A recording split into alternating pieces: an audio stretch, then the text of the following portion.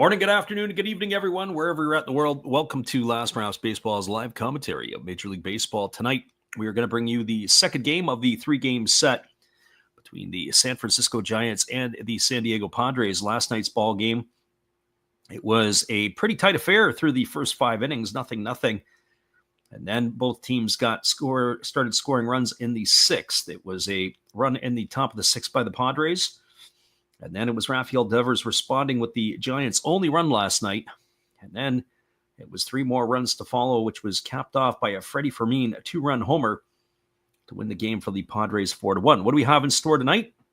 Well, it's a brand new ball game, as they say. We're going to have the starting lineups, first of all, for the visitors from San Diego. Leading off tonight and playing in right field is number 23, Fernando Tatis Jr. Hitting second and playing first base is number 4, Luis Arias. Hitting third and playing third base is number 13, Manny Machado. And the cleanup spot and playing shortstop is number 2, Xander Bogaerts. And the 5th spot and in center field is number 3, Jackson Merrill. Batting 6th and in left field tonight is number 5, Ramon Laureano. Hitting 7th and doing the designated hitting is number 7, Jose Iglesias. Batting 8th and playing second base is number 9, Jake Cronenworth. And batting 9th and doing the catching is number 54, Freddie Fermin. And they are going to be facing Robbie Ray, who takes to the hill tonight. For Ray, he is making his 25th start of the year. He's got 9 wins and 5 losses. He's worked 142 innings. He's allowed 105 hits, 48 runs, 45 of which have been earned, walking 55 and striking out 145, pitching to a 2.85 earned run average. Well, that's your starting lineup for the visitors from San Diego. Now the starting lineup for the hometown San Francisco Giants. Leading off in left field, wearing number 17, is Helio Ramos. Batting second and playing second base tonight is number 10, Casey Schmidt. Batting third at first base is number 16, Rafael Devers. And the cleanup spot and playing shortstop is number 2, Willie Adames. And batting fifth and doing the designated hitting is number 41, Wilmer Flores. Hitting sixth and playing third base tonight is number 26, Matt Chapman. Batting seventh in center field is number 51, Jung-Hoo Lee. Batting 8th, freshly recalled from AAA, wearing number 49, is Tyler Fitzgerald. And batting 9th, doing the catching, is number 19, Patrick Bailey. And they are going to face Nestor Cortez, who takes to the hill for the Padres, only making his 4th start of the year, his 2nd for San Diego. He's worked 12 2/3 innings. He's allowed 10 hits, 10 runs, all of which have been earned, walking 10, striking out 11, and pitching to a fluffed-up 7.11 earned run average.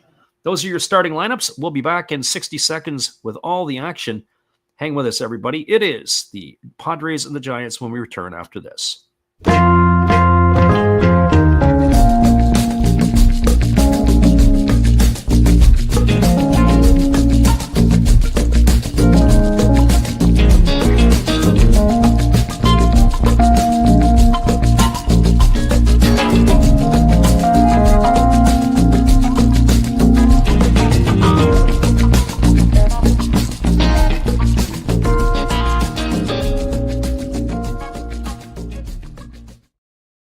Welcome back, everybody. It is going to be coming to bat here for the Padres, Fernando Tatis Jr., Luis Arias, and Manny Machado to get things going here in the first inning as Robbie Ray has completed his tune-up tosses. We are back in the saddle for this one here tonight. Padres looking to get another win here in a row, and for the Giants, they're looking to even the series here at 1 game apiece. And we are ready to get this action underway as Ray has completed his tune-up tosses. Stepping in to bat will be Fernando Tatis Jr. He's hitting .264 on the season, 17 homers and 46 runs batted in. As Robbie Ray wearing the tight pants, as he kind of made famous up in Canada when he was pitching with the Blue Jays. As the pitch is on the way, it's a fastball that misses up and away for ball 1. Ray's wife sang the national anthem last night at the ball game for the Giants. She was belting out the tunes. As the 1-0 is on the way to Tatis Jr. It is a fastball swung on. It is popped up over on the left side of the infield. It's playable. Moving over underneath it is Adames, and he's going to make the catch, and that is going to retire Tatis for the first out of the inning. So 1 up and 1 away, and that'll bring up the first baseman and Luis Arias. Padres staying with the gray jerseys. I say gray because they have the brown pinstripe and the gold trim. It's kind of a snazzy looking uniform. I kind of like this one for the Padres. Giants tonight have changed it up. They've got the white pants, but they have the black tops with Giants across the front. As the first pitch fastball is taken for a called strike, the count is 0-1. Rise hitting .292, 6 homers and 44 runs driven in. The Giants also have a interesting hat on the brim. It's almost like two-tone in color. There's a little splash of purple in it there as well. Fastball misses inside, and the count goes to 1-1 on a rise. Umpires for tonight's game. Behind the plate tonight, it's Paul Clemens. Ramon De Jesus is at first, Adrian Johnson at second, and Quinn Walcott is in the rocking chair at third base. As the fastball is swung on and missed, and the count now goes to 1-2 on a rise. Defensively tonight for the Giants from left to right field, Ramos is in left, Lee is in center. The right fielder is Fitzgerald. Around the horn from first to third, Devers is at first, Schmidt at second. The shortstop tonight is Adames Chapman at third, with Ray and Bailey as the battery. There's a fastball swung on. This is going to be lifted foul down the left field line, and it is going to reach the seats, and the count remains at 1-2 to a rise.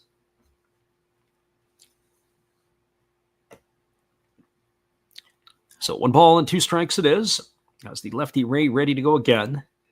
Getting his sign from the catcher Bailey as he rocks himself into the windup. And the pitch on the way is a fastball that's knife foul down the left field line. And the count remains at 1-2, although Arise looks like he's going to have to go get himself a new piece of lumber.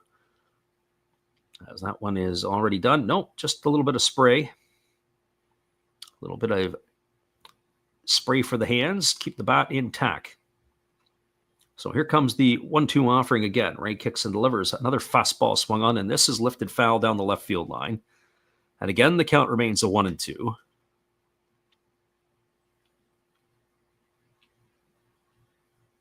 Rise again tapping both sides of the plate, standing with that open stance against the lefty Ray. Here's the pitch. Breaking ball misses down and away. And now the count runs even to 2-2. So 2 balls and 2 strikes to the left-handed hitting Arise. Again, Ray rocking into the windup and delivering. There's a fastball that misses down and away. Count now runs full to Arise. So 2 pitches to retire Tatis, and Arise has battled them to a full count. 8 pitches already in this at-bat. As Ray rocks and delivers. And there is a fastball that is swung on and missed. Ray walks the ladder. Arise goes chasing, and that might have been ball 4. He's gone for the second out of the inning. So 2 gone here, and it's going to bring up the third baseman in Manny Machado. And so for Machado, he's hitting .297, 20 homers and 72 runs batted in. As he steps up to the plate here to face the left-handed throwing Ray. As Ray getting his signs from his catcher, Patrick Bailey, delivers a fastball that catches the inside corner. And the count is 0-1. Machado waiting on the offering here from the lefty as Ray kicks and fires. And there's a fastball swung on and missed. The count goes now to 0-2. So no balls and 2 strikes. Last night in the series opener, Machado was 1 for 3 and a walk. Able to find his way on base a couple of times as the pitch from Ray is on its way. And it's a fastball that misses way upstairs. And the count goes to 1-2 on Machado.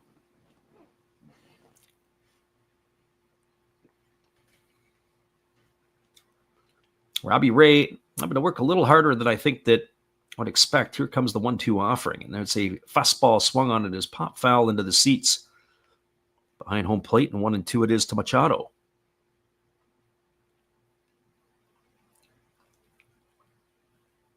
I have to say, Machado in some ways has settled down in a way. He kind of was a bit temperamental in his early years with Baltimore. There was a fastball swung on it, has popped up over on the right side. This could be trouble. Moving back on it and falling down is Fitzgerald, and it's going to fall in between Fitzgerald, Schmidt, and the first baseman, Rafi Devers. And so Machado's got to get himself a single. But that would be probably the biggest criticism I would have of Machado. He's just dogging it down the line. He's got his bat in his hand, and he's admiring the pop-up. And as the ball falls in, he's stuck at first base. I always remember I saw Darren Erstad a number of years ago. I was in Chicago, and he was doing a conference, and Erstad was talking about how about coming hard out of the batter's box. and making sure that you're always running hard. And he was telling a story that when he played at Yankee Stadium, he had a pop up to second base, and Chuck Knobloch was camping underneath it. And 999 times out of 1,000, Knobloch's going to make the catch. And he dropped that ball. There's a fastball swung on. This ball's belted into deep left field. This ball could be trouble. It's going to be off the wall. Fielding it is Ramos, and rounding second and heading to third is Machado. And then they try to backdoor pick him, and he dives back safely into the bag. So it's going to be a double by Bogaerts. Machado has to stop at third. But where I'm going with this is, if Machado's running hard out of the box, he ends up on second base. If he ends up on second base, that hit here by Bogaerts would have drove in the first Padre run. And that, my friends, is why I don't think the Padres are going to win.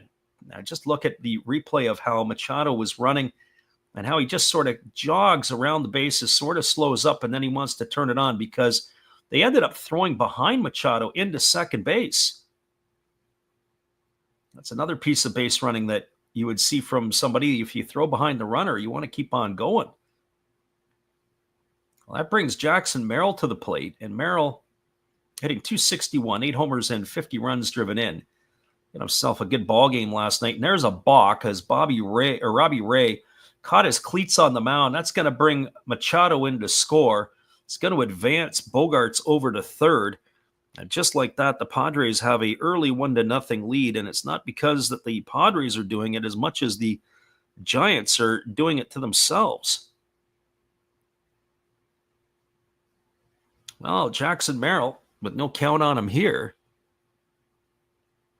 waits on the offering, and the first pitch is a breaking ball swung on and lifted foul down the left field line, and the count is quickly 0-1 to Merrill. I had a feeling tonight could be a high-scoring affair with Nestor Cortes going for the Padres. And he has not had a great start to his season so far. There's a fastball swung on, his grounded softly foul down the third base line. It's going to run the count to 0-2 on Merrill.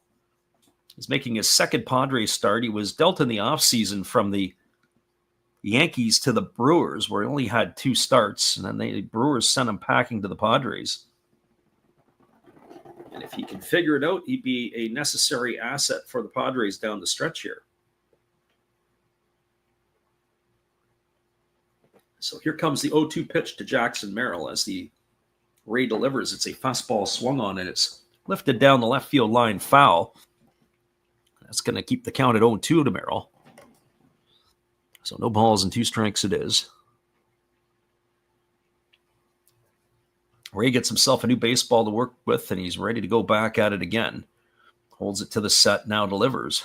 There's a fastball that misses outside, and the count now 1-2 to Merrill. So 1 ball and 2 strikes.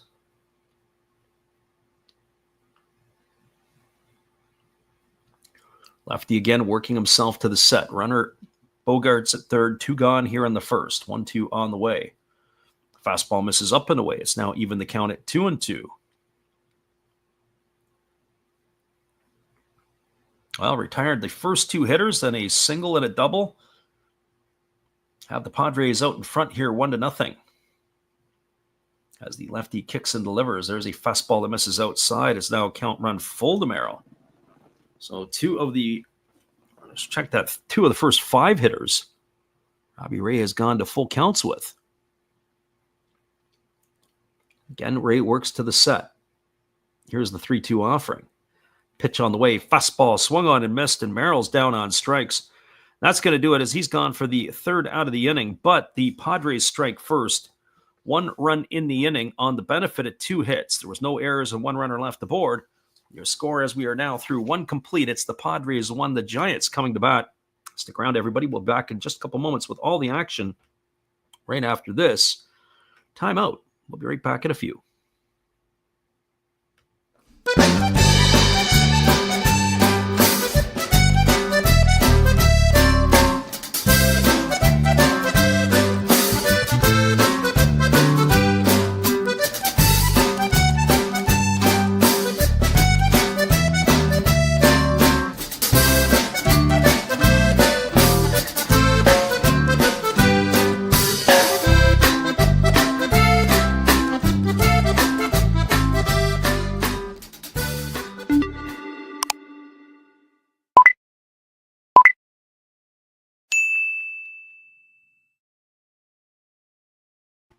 It is 1-0 for the Padres. We're moving to the bottom of the first. We'll be right back after this. Hello, this is Eric Fox, formerly of the Oakland A's and Texas Rangers baseball teams. If you want to learn about Japanese baseball, see Coach Fred of Last Raps Baseball. If you want baseball instruction, see Coach Fred. If you want to learn about golf, do not go to Coach Fred. Fred, what kind of club is this?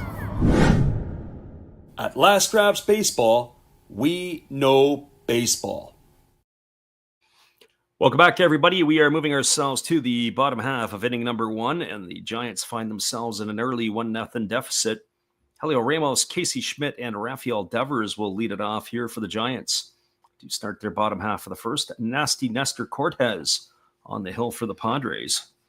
Cortes making his 4th start of the year, his 2nd in a San Diego Padre uniform. As the veteran left-hander ready to go, he rocks into the windup and delivers, and the first pitch fastball is taken for a called strike, and the count is quickly 0-1. Ramos batting .271, 14 homers to go with 51 runs batted in. Waits on the offering here from Cortes, who kicks and delivers. There's a fastball that is swung on and fouled away, and the count now goes to 0-2 on Ramos. These must be the new City Connect jerseys, I would think, for the Giants. They are orange and black, and they've got a splash of purple. The arm sleeves, the batting gloves, a little bit on the hat. They've got purple in it. I'm not sure what everybody thinks about these hats or these uniforms. I don't know. Some teams, they're kind of neat. Other teams, I'm not sure they got it right. There's a fastball that just misses off the outside corner, and the count goes to 1-2 on Ramos. Cortes ready to go back to work. He walks himself into the windup. He kicks and he delivers. And there's a breaking ball that just misses down low. And the count is now at 2-2. Defensively tonight for the Padres from left to right field, Ramon Laureano is in left. Jackson Merrill in center, and the right fielder is Tatis Jr. As Cortes rocks and delivers, there's a fastball swung on and missed. And Ramos is in the books for the first out of the inning. 1 Giant up and 1 Giant down, and that's going to bring up Casey Schmidt. Around the horn defensively for the Padres from first to third, it is Luis Arraez at first. The second baseman's Jake Cronenworth. At short, it is Xander Bogaerts with Manny Machado at third. And the battery is of Nestor Cortes and Freddie Fermin. And there is a fastball that misses down and away to Schmidt, and the count is quickly 1-0. Schmidt batting .239, 7 homers to go with 24 runs batted in. Waits on the offering, and the pitch is a breaking ball swung on and lifted foul over on the first base side, but it's going to get well into the seats. Good solid 15 rows behind the dugout. The count goes even to 1-1. And a man sporting a Buster Posey jersey will take that one home with him. And here comes the pitch. It is a fastball that misses up and away, and the count goes to 2-1 on Schmidt. Casey Schmidt did not get the start in last night's ball game, as the lefty rocks and delivers, and there's a fastball swung on. It is popped up down the left field line. Giving chase is Machado, coming over, and he's going to watch it drift into the seats is the left fielder Laureano. Looked like he might have had a beat on it, but, the winds in San Francisco, they can wreak havoc with the ball, and that is going to fly into the seats, and that'll bring a count even to 2-2 on Schmidt.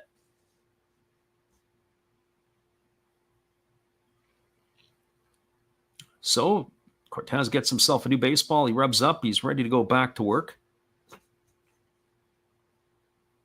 Schmidt digs himself back in the box, and we're ready to resume the action. 2 balls and 2 strikes here to the second baseman of the Giants. It's a slow breaking ball swung on, is lifted into deep center field, moving back onto the track. He's going to have to play it off the wall as Merrill.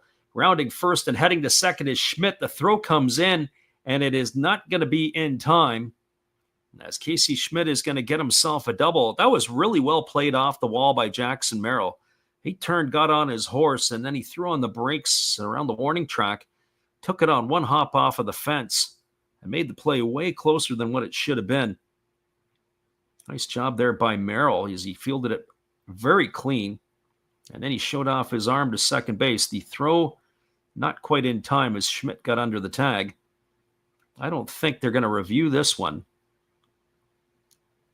In fact, I'd be surprised if they did, and they're not going to do it. So that brings Rafi Devers to the plate. And the first pitch to Devers is a breaking ball taken for a called strike. The count's 0-1. Last night's ball game, Devers accounted for the only Giant run. It was a solo shot in the 6th inning, as he is in scoring position when he steps into the batter's box. There's a fastball swung on. It is lifted foul down the left field line. Count now goes to 0-2. So no balls and 2 strikes it is. Both of these teams will play an afternoon game tomorrow. It'll be getaway day, as the left-hander again works himself to the set and delivers. There's a fastball swung on. It is lifted foul into the seats down the left field line, and the count remains at 0-2.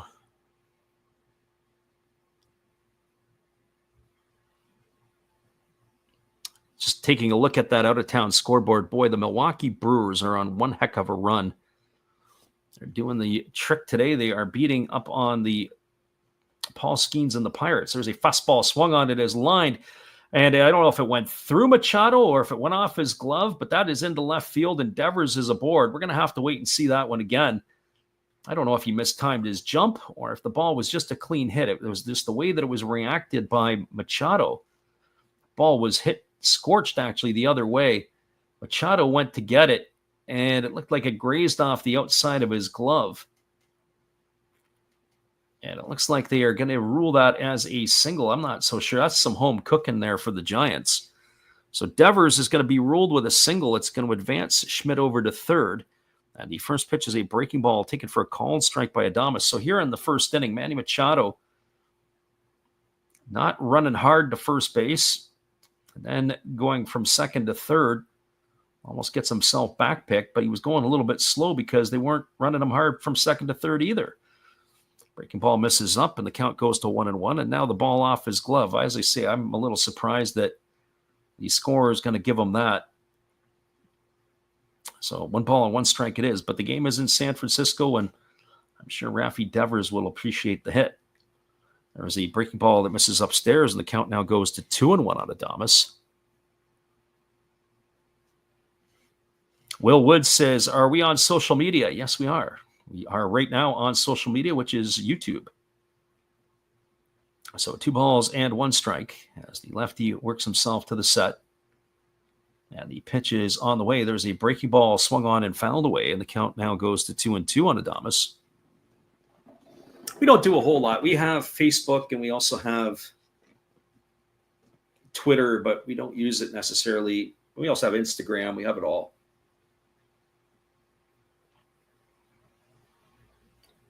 But in saying that, we don't really do a whole lot to promote the business that we have here locally, as there's a fastball swung on and missed.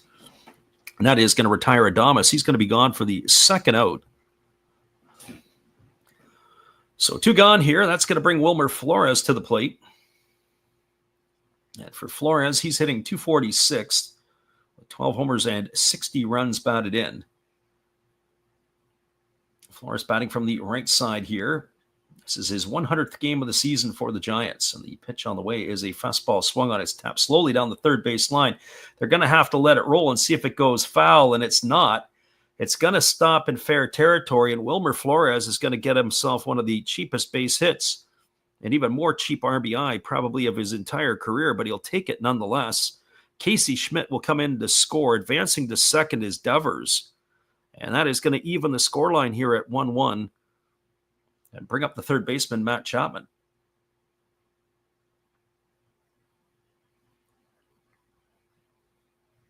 Basically a swinging bunt off the bat of Flores, but it'll do the trick. Our friend Los is in the house here. I don't know if that's us that's a legend or if it's everybody else who comes on in and listens. Well, that's going to bring the pitching coach out to the mound to have a word with Nestor Cortez, as it is runners at first and second with 2 gone, and Chapman coming to the plate.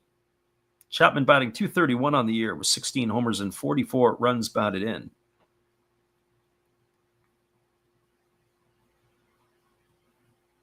So Chapman waiting for this conference to finish off so he can come and face Nestor Cortez. I have to tell you, I do like watching Nestor Cortes. I really do. He is somebody who has what I call, for major league standards, not a whole lot of talent. Obviously, he's got to have some talent to get to the big leagues, but he doesn't have a lot of big league talent, but he really gets the most out of what he can do with his abilities. And it's fun to watch him pitch. And here's the first pitch delivered to Matt Chapman, and it's a breaking ball that's taken for a called strike, and the count is 0-1. Chapman in last night's ball game, he went 1 for 3. As the lefty Cortes delivers, there's a breaking ball swung on. This ball is lifted into center field. Drifting over to his right is Merrill. He's underneath it. He's there to make the catch.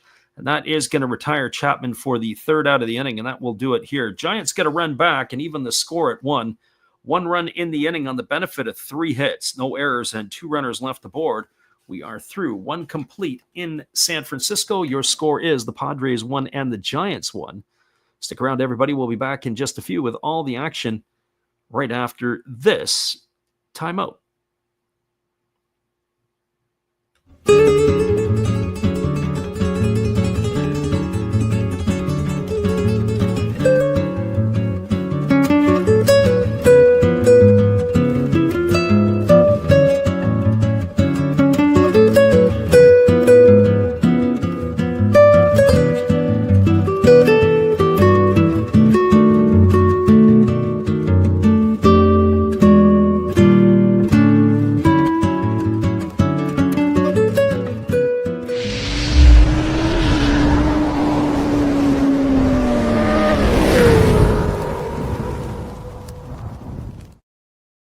If you're going to throw the term legend about, here is one for you. This is our friend Steve Rademacher. Be sure to check him out as he posts a video every single day on his channel. Let him know Last Raps Baseball sent you. Here's Steve. This is Steve Rademacher, and I'd like to introduce you to my channel if you haven't seen it before. These are all the things I enjoy: sports, autographs, relics, non-sports Hall of Famers, pseudo-sports, Star Wars. That's my channel name and my name, and I would really appreciate it if you would come check me out and maybe even subscribe if you like it. Thank you for that for now, and back to your ball game. Welcome back, everybody. It is going to be Ramon Laureano, Jose Iglesias, and Jake Cronenworth to come to bat here for the Padres in inning number 2. Laureano on the season hitting .286 with 16 homers and 54 runs batted in. He takes a first pitch breaking ball over for a called strike, and the count is quickly 0-1. Robbie Ray, 24 pitches in the first inning for the San Francisco lefty. As Ray ready to go again, he rocks himself into the motion and delivers. There's a fastball swung through and missed, and the count now goes to 0-2 on Laureano. Well, Laureano was with the Oakland A's. He was pretty solid. He had his time with the Guardians. He's been around a little bit. And certainly Laureano is probably the unfortunate part for him is he positive for PEDs. Had to spend some time on the suspended list. There's a fastball that misses upstairs, and the count goes to 1-2. But he is pretty productive, as one would have it. Certainly defensively, when he was with Oakland in patrolling center field, he had an arm that was amazing. There was a breaking ball swung on it, is lifted foul down the first base line into the seats, and the count remains at 1-2. But certainly with his bat, he has had some moments, and this year for sure, he is having himself a very productive year. He's an important piece for the post run here for the Padres. There's a fastball swung on and lifted foul down the right field line. Giving chase is the right fielder Fitzgerald, but he's going to watch it slice into the seats. The count is going to remain at 1-2 strikes. Our friend Will says he's listening from Boston. We appreciate you for doing that. One of the finer cities. I really enjoyed my time in Boston, but it's been a number of years since I've been there last. There's a breaking ball that misses down and gets away from Laureano, and the count is 2-2. So 2-2 strikes. Boston, Massachusetts. I can tell you exactly, it's been over 31 years since I've been in the city, and that would have been a time when I saw the Mariners play the Red Sox at Old Fenway. As the fastball misses inside, and the count now runs full. And it was the big unit was on the mound for the Mariners that night, and he was going head-to-head against Aaron Seeley. Great matchup. And here comes the pitch. It is a fastball swung on. It has popped up on the first baseline, moving over, but watching it reach the seats just behind the first base dugout. It's the catcher, Patrick Bailey, and it's going to keep the count at 3-2. Our friend Loss says Loss is from Hartford, Connecticut. I have to say, I've never been to Hartford. But Connecticut, they say, is a pretty cool state. There's a fastball swung on. This ball is lined into right field. It's going to get down for a base hit.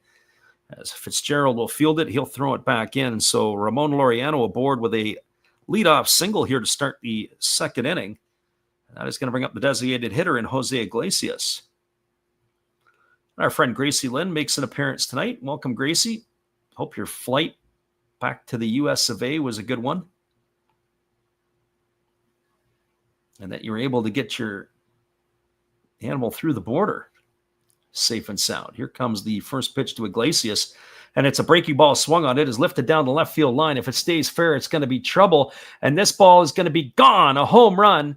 And Iglesias on cue with our friend Gracie stopping in. She was calling it last night that why Jose wasn't in the lineup. He just makes it a different vibe for the Padres, and he just takes Robbie Ray Yard with a 2-run shot to increase the Padre lead now to 3-1. As Laureano scores in front of him and Iglesias comes around in front. That is Iglesias' first home run of the 2025 campaign.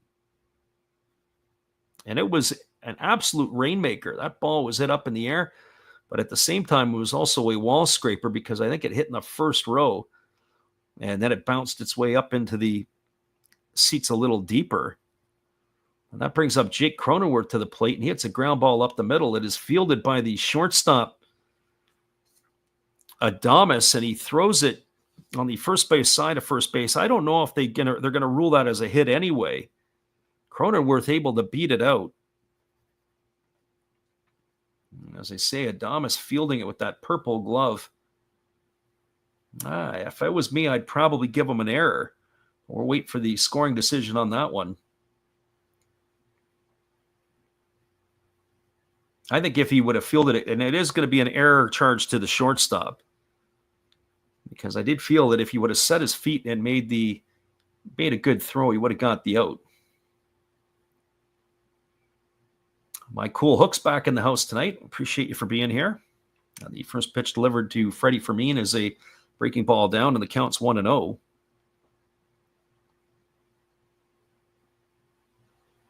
Gracie Lynn says it's a predicament for the Padres. They've got a lot of offensive guys. Yeah, I got to tell you, as that breaking ball was swung on and missed, that's a good predicament to have when you've got depth, and this Padre lineup is deep. I just don't know. I'm not convinced that their pitching is going to be good enough to take them through the playoffs. There's a fastball that is swung on and lifted foul down the right field line, and the count goes to 1-2 on Fermin. So runner at first is Cronenworth. There's nobody out. Padres already have 2 runs on the board. They've made the lead 3-1. As the pitch is on the way, there's a breaking ball that misses down, and the count goes to 2-2. Michael Hook says, one night I take the under. We have runs on a balk and crazy at-bats. Yeah. That under, whatever the under was for this ball game here, might be shot pretty quickly. As the lefty Ray works himself to the set, although with Cortez on the mound, I don't know if I would have taken the under tonight in this one. Here's the pitch. Slow breaking ball swung on. It's grounded over and just foul past the bag at third base. Chapman had came around it and fielded it. But that is going to keep the count at 2-2 to Fermin. So just going back up to Will's original question was, do we have social media? We do. But we don't necessarily use it. We use it for other stuff, but even there, it's not used a whole lot.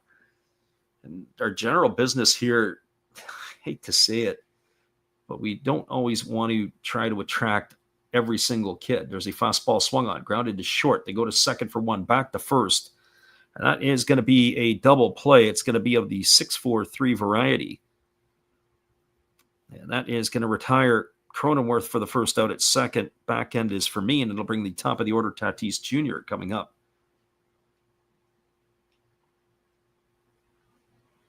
As Tatis is coming up, he's 0 for 1 tonight. He popped to short his first time up. Close is saying go for the Giants. No, I don't think so. There's a breaking ball that misses down, and the count is 1-0.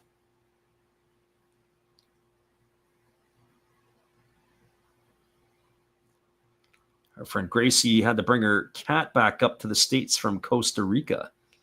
There's a breaking ball that misses down, and the count now goes to 2-0. Yeah, I'm sure the Discord stuff would probably be something that would be cool. As I say, I haven't spent a whole lot of time other than reading the messages that you send me back and forth. There was a breaking ball waved out and missed, and the count now goes to 2-1. And certainly heading out of town here for a couple of weeks isn't going to help that get any better. So 2 balls and 1 strike as the lefty Ray delivers. There's a fastball taken at the knees for a called strike, and the count now goes to 2-2. Michael Hook says scoreless until the end now, like a normal MPB game. Yeah, I don't think that's going to happen. As there's a breaking ball that misses down, it's now 3-2 to Tatis Jr. Last time I looked in on the Pirate game, it looked like they had a positional player in pitching against the Brewers. Brewers were already putting the boots to the Pirates tonight. It looks like that game has finally or mercifully come to an end. 14-0 the Brewers with the win. They beat up on Paul Skeens. There's a breaking ball that misses down, and it's going to be ball 4, and Tatis is aboard with a 2-out walk, and that's going to bring up the first baseman, Luis Arraez. And at this rate here, it sure doesn't look like it's going to be a long night for Robbie Ray. Here comes the pitching coach. As both of the pitching coaches are wearing a path out to the mound here in the second inning. They've had visits already. And Robbie Ray is taking it all in right now.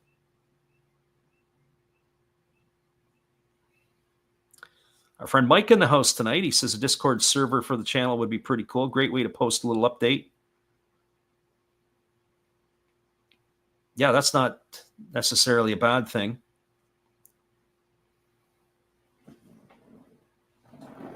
Yeah, the Mariners, if the Mariners pitching can get going, it looks like they got the offense sorted out. They're going to be a tough ball club here down the stretch. So as we're back to the live action, Robbie Ray works to the set. Here's the pitch. It is a fastball that misses down. And the count is 1 ball and no strikes to Luis Arraez. If you get a chance to see these jerseys that the Giants are sporting tonight, you'll have to let me know what they think. Last year they looked like creamsicles. These are a little different. As the Robbie Ray throws over to first base and getting back easily is Tatis.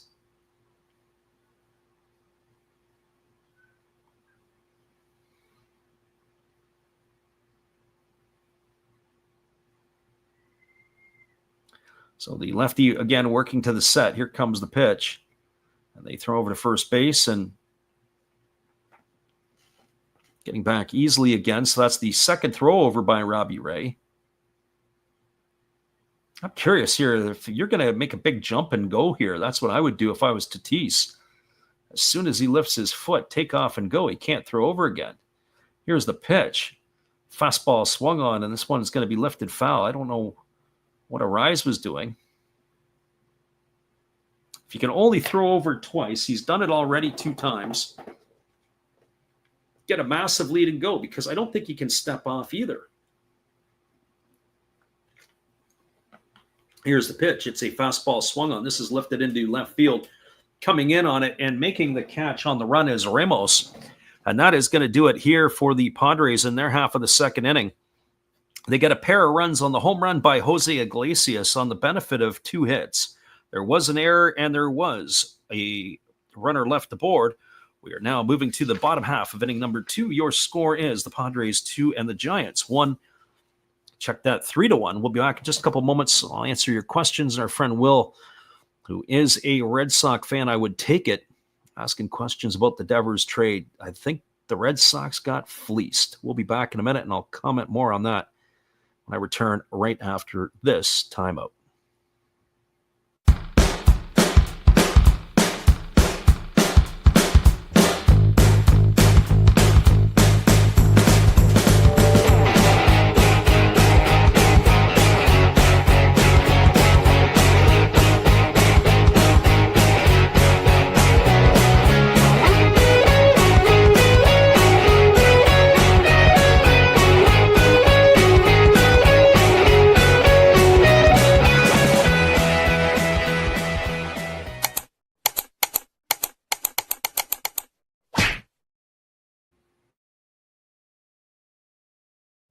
Hello, this is Eric Fox, formerly of the Oakland A's and Texas Rangers baseball teams. If you want to learn about Japanese baseball, see Coach Fred of Last Raps Baseball. If you want baseball instruction, see Coach Fred. If you want to learn about golf, do not go to Coach Fred. Fred, what kind of club is this? At Last Raps Baseball, we know baseball. Welcome back, everybody. It is going to be the 7, 8, and 9 hitters to come to bat. That means Jung-Hoo Lee, Tyler Fitzgerald, and Patrick Bailey, as they will be facing Nestor Cortez here in the second inning of work. Just taking a peek here. The Gracie Lynn asked, who did they get back for Rafi Devers? First pitch breaking ball taken for a called strike. Counts 0-1 to Lee. Lee hitting .256, 6 homers and 46 runs driven in, as there is a fastball that misses down and away, and the count goes even to 1-1. Well, just as our friend Will has pointed out, Jordan Hicks, Kyle Harrison were two of the pieces, and there was somebody else that went over there as well, as that ball is softly grounded over to second. Fielding it on the run is Cronenworth, and he's easily going to throw Lee out at first. It's a ground out 4-3, as Lee is in the books for the first out of the inning. That'll bring up the right fielder and Tyler Fitzgerald. Our friend Tim checking in tonight as well. It's great for you to be here. We will be on late night for Japanese baseball action, and that'll be Friday and Saturday North American time. So we'll bring you the Bay Stars and the Dragons. So hopefully you can make it in for some of that action. Breaking ball to Fitzgerald, misses upstairs for ball. The count is 1-0. As the lefty delivers again, there's a breaking ball that misses outside, and the count now goes to 2-0. So 2 balls and no strikes to Fitzgerald. Fitzgerald was recalled earlier today. The pitcher, Wisenhunt, was sent back down. As the pitcher delivers a fastball that catches the outside corner, and it's now 2 balls and 1 strike. Mark says, like your work, sounds like you're having fun. You ever do local games? I'm not sure what local would be for us, as the pitch is a fastball that misses upstairs, and the count now goes to 3-1. So 3 balls and a strike. That's right. Tibbs was flipped for Dustin May. And Dustin May's been a bit of a disappointment in Boston so far. There's a breaking ball that's taken for a called strike. The count goes to 3-2. I have to say, I really like Dustin May's stuff, although I haven't really seen him much since he's come back from the Tommy John surgery. But he has the ability to be pretty darn good. As the lefty Cortez delivers, there's a fastball swung on its chop foul over on the third base side. The count remains at 3-2. All Rails says that the Bay Stars need to get their stuff together. Yeah, the Swallows are a bit of a problem. They're not flapping their wings at all. Certainly anchored in the bottom position. There's a fastball that swung on. This ball is belted down the left field line, but it's going to hook foul. And the count is going to remain at 3-2 to Fitzgerald.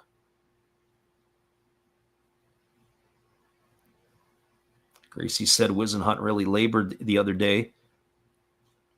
As Cortez rocks and delivers, there's a slow breaking ball swung on. It is popped up into right center field. Coming over underneath it is Merrill, and he's there to make the catch. And that is going to retire Fitzgerald for the second out of the innings. So 2 Giants in the books. That's going to leave it up to Patrick Bailey. Well, Patrick Bailey had an entertaining night last night, at least from a visual standpoint. He struck out 3 times, batting all from the left side. Tonight he's going to try his hand on the right side.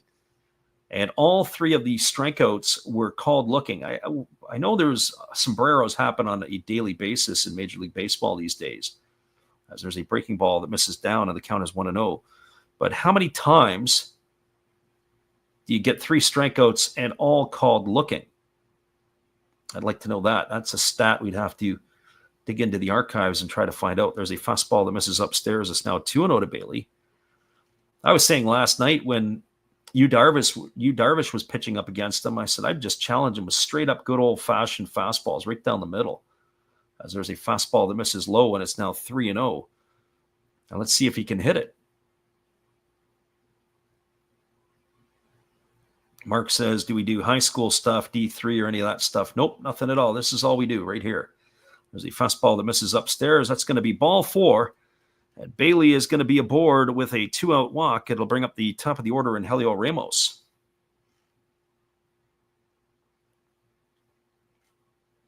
And for Ramos, well, he's 0 for 1 tonight. He struck out his first time up. We just don't really have the time to dedicate ourselves to one team. We've done what seems to be more Giants games this year than anybody else. Gracie Lynn says, how would you even watch high school baseball? Well, certainly in Japan, it's watched a lot. As there's a breaking ball that misses upstairs, and now Fermin has called time. He sees something, and he's going to go out and talk to his pitcher, Cortez. He has just thrown 5 balls in a row. Mike says, loads of room for improvement. Well, one of the problems with the Bay Stars, as we sort of jump a little bit off topic, is their big gun and best hitter in their lineup, in my opinion. Shugo Maki had some surgery. He's going to be out for a bit. Not sure what the timeline for him to return is. There's a breaking ball swung on, and it's fouled right into the mask of Fermin. And that's going to run the count even to 1-1.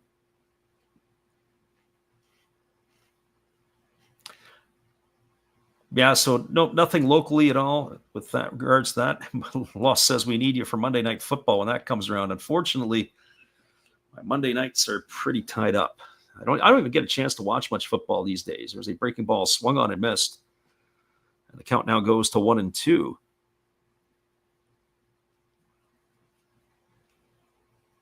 Mike says high school is massive in Japan. It's akin to major junior hockey. Absolutely it is. There's a breaking ball, waved at and missed, and Ramos is down on strikes. He's gone for the second time tonight via the strikeout, and he's so mad he does a Bo Jackson and snaps the bat over his knee. That's a highlight in itself right there. So Ramos is gone with a lot of frustration. No runs in the inning, no hits, no errors, and 1 runner left aboard. Your score, as we are through 2 complete, it is the Padres 3 and the Giants 1. Stay with us, everybody. We'll be back in just a little bit. Appreciate you all for hanging out with us tonight on the Last Raps Baseball YouTube channel. Be right back after this timeout.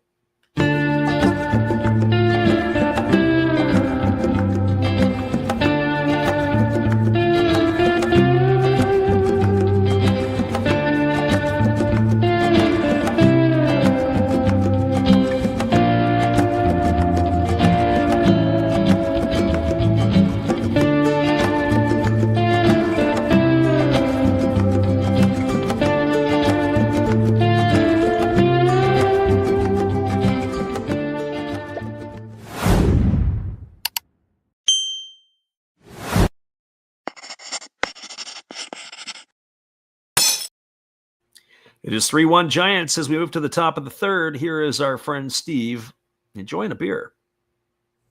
Oh, hello. Oh, hey. Yep. I'm just sitting here listening to Freddie call another game here on YouTube. Oh, yeah, going really good. He's calling a great game. Really exciting. Lots of stuff going on. You're lucky it's commercial break right now. I got a second. Oh, yeah, of course I'm having a cold one. Oh, yeah, got plenty of videos coming up this week. You should stop in, check them out, leave a like, tell other people. But, Freddie's coming back. I got to go catch the game. I will check in with you later. You have a good night, buddy. Bye.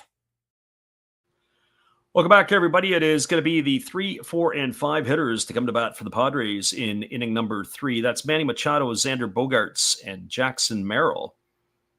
Our friend Gracie Lynn says the CFL actually has exciting broadcasters. Yeah, they have to have exciting broadcasters, I would say, because it's to keep the people awake. The first pitch is a breaking ball that misses inside, and the count is 1-0. So 1 ball and no strikes. Lefty again delivers. There's a breaking ball that misses down, and the count now goes to 2-0.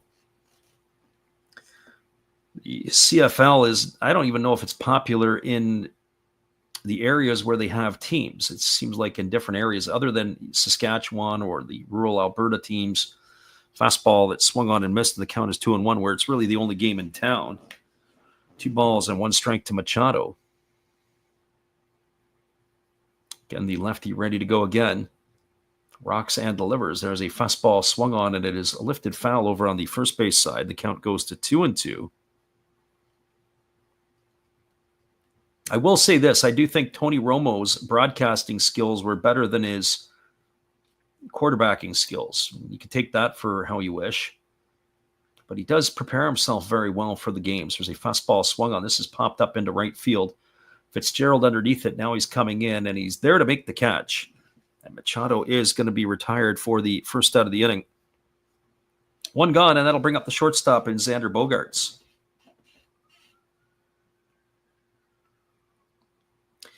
Well, it was 2 cracks at the knee that took it for Ramos to be able to do that.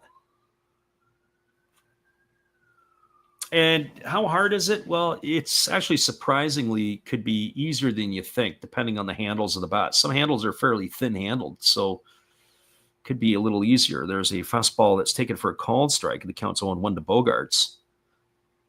Some guys swing their handles are a little bit stronger. Some guys like they bone down a little bit more. So if you have a handle that's boned down a bit more, a thinner handle, you could snap it easier. There's a breaking ball waved at and missed. Count now goes to 0-2 on Bogaerts.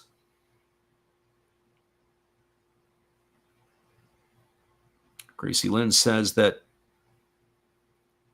the CFL has had media growth ratings. There's a fastball taken at the knees for a called third strike. Bogaerts stood there like the house by the side of the road. He watched it go by. He's gone for out number 2, and that'll bring up the center fielder in Jackson Merrill. I was thinking tonight about the former Red Sox coulda, woulda, shoulda been in the lineup here, as our friend Will was in here earlier asking about the trade about Devers. I think the Red Sox could have got way more. There's a breaking ball that misses down and away. Keep on track. We're starting to get CFL tracked as opposed to talking about baseball. Sorry, Gracie.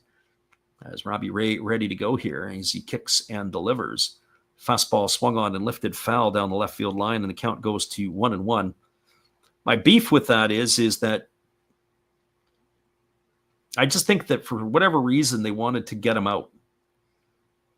And in fairness, they've got a lot of young players. I can't remember. I think they traded Blaze Jordan to the Cardinals, if I'm not mistaken. And he was another player that they were expecting a lot of things from. As that fastball swung on and lifted foul, and the count goes to 1-2. Mark said he was a diva. Yeah, you might be right, Mark. Now he's playing first base. But that being said, you brought in Alec Bregman. You've changed the composition of the team. You've got Roman Anthony, Marcello Meyer. You had Christian Campbell up for a bit. There's a breaking ball swung on and missed. Merrill's down on strikes. He's gone for the third out of the inning, and that is going to do it. That's 4 in a row now retired by Ray after his rocky inning in 2/3. No runs, no hits, no errors, nobody left the board. We are now moving to the bottom half of inning number 3. I'll be back in just a couple of moments. It is the Giants trailing the Padres 3-1. We'll be back in just a few right after this from our good friend, Matt. Well, you've got to have an ace in the hole, a little secret that nobody knows. Life is a gamble, a game we all play, but you've got to save something for a rainy day. You've got to learn to play your cards right if you expect to win in life. Don't put it all on the line for just one roll. You've got to have an ace in the hole.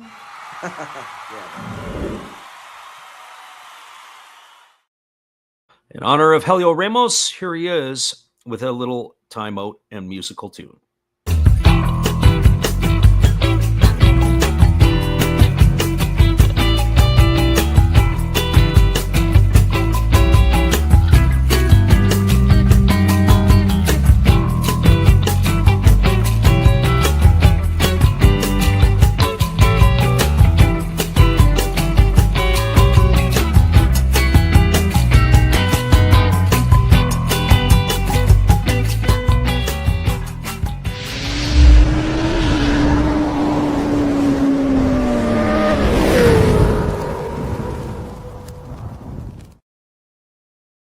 Welcome back, everybody. It is going to be the 2, 3, and 4 hitters to come to bat here for the Giants in their half of inning number 3. That means Schmidt, Devers, and Adames. Red Sox are cheap, and I think that is absolutely correct, Will. The owner who said he was going to spend and maybe had the best contract with that Mookie Betts deal is looking like a miser these days. San Francisco taking Devers, that is, a great deal. Kyle Harrison, I don't know if he's going to survive in that ballpark as Schmidt fouls away the first 2 pitches he sees from Cortez. It's no balls and 2 strikes. I'm just not convinced that he's built for Fenway. And I think that certainly he's a lefty. He could be in a big-time predicament. Actually, if I had my choice, I think Dustin May could have a better career than Harrison there, as that fastball misses outside. It's now 1-2 to Schmidt. Cortez getting the sign, and he goes into the motion. There's a fastball missing outside. The count now goes to 2-2. I really do believe that Dustin May could give you a Nathan Eovaldi type comeback portion of his career. Breaking ball swung on and fouled away, and the count remains at 2-2. I could see Eovaldi, the way that Eovaldi pitches there, but just the power arm of Dustin May, the movement that he has, if he could harness it, settle it down, I think he's going to be really fun to watch in Beantown. There's a fastball. It's taken for a called third strike. Schmidt, he stood there like the house by the side of the road. He's gone for out number 1. And that is the 4th strikeout in the books here for Ramon Laureano, or for Nestor Cortez.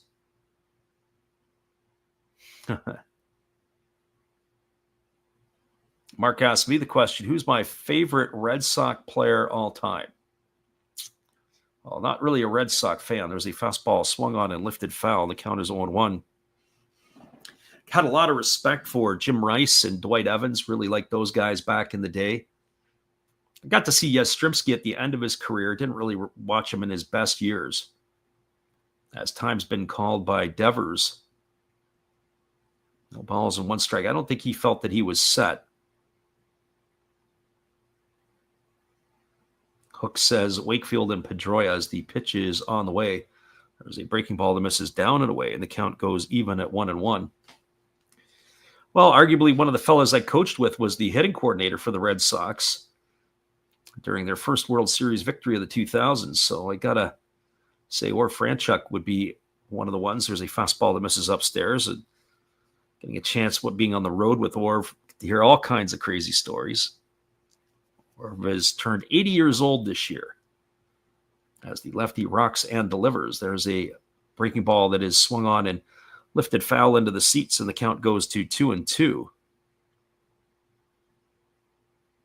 So from a Red Sox standpoint, probably pitcher without a doubt, Roger Clemens. I don't have to think twice about that. So when I think of positional players, I was giving the hitters who I liked, but certainly Rocket Roger was my all-time favorite. There's a fastball on the outside corner taken for a called third strike, and Devers is down on strikes. That's 3 strikeouts in a row recorded now by Cortez.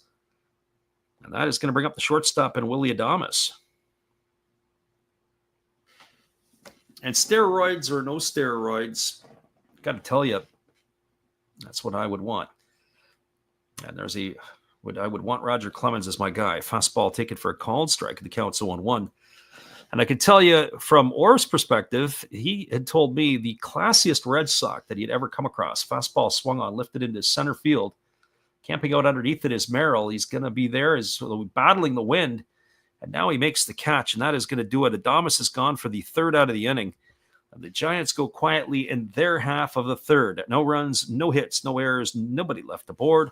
We got a 1/3 of the game in the books. It is the Padres 3, the Giants 1. I'll come back and tell you who Orv said the classiest Red Sox is his entire time when we return after this timeout.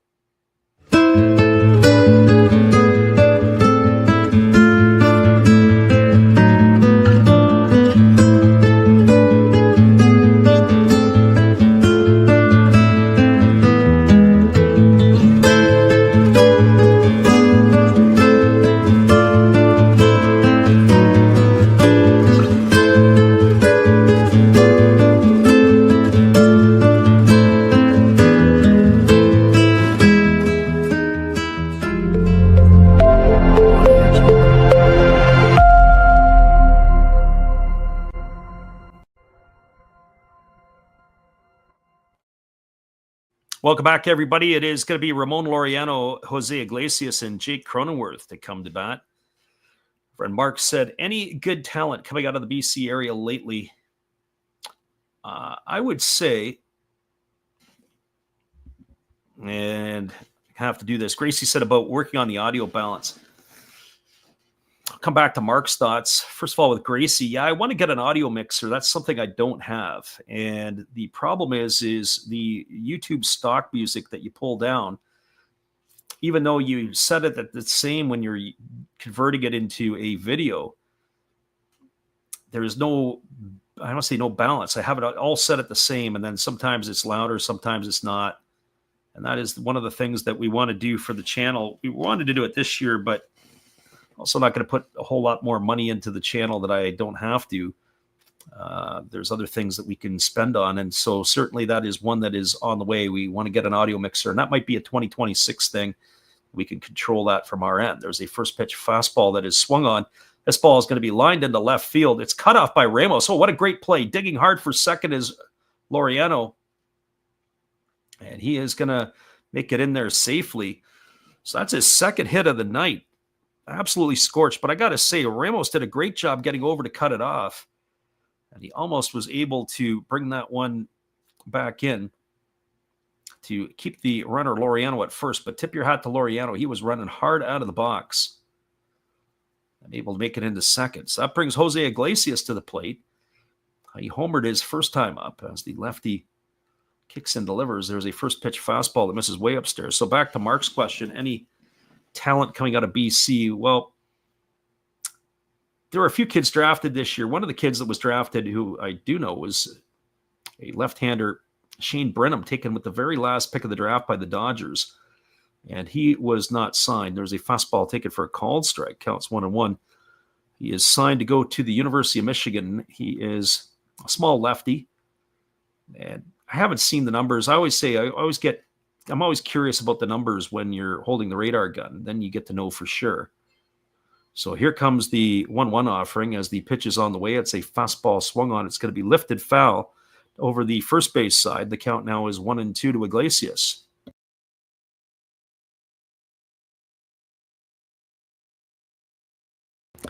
So 1 ball and 2 strikes as Laureano establishes his lead over at second.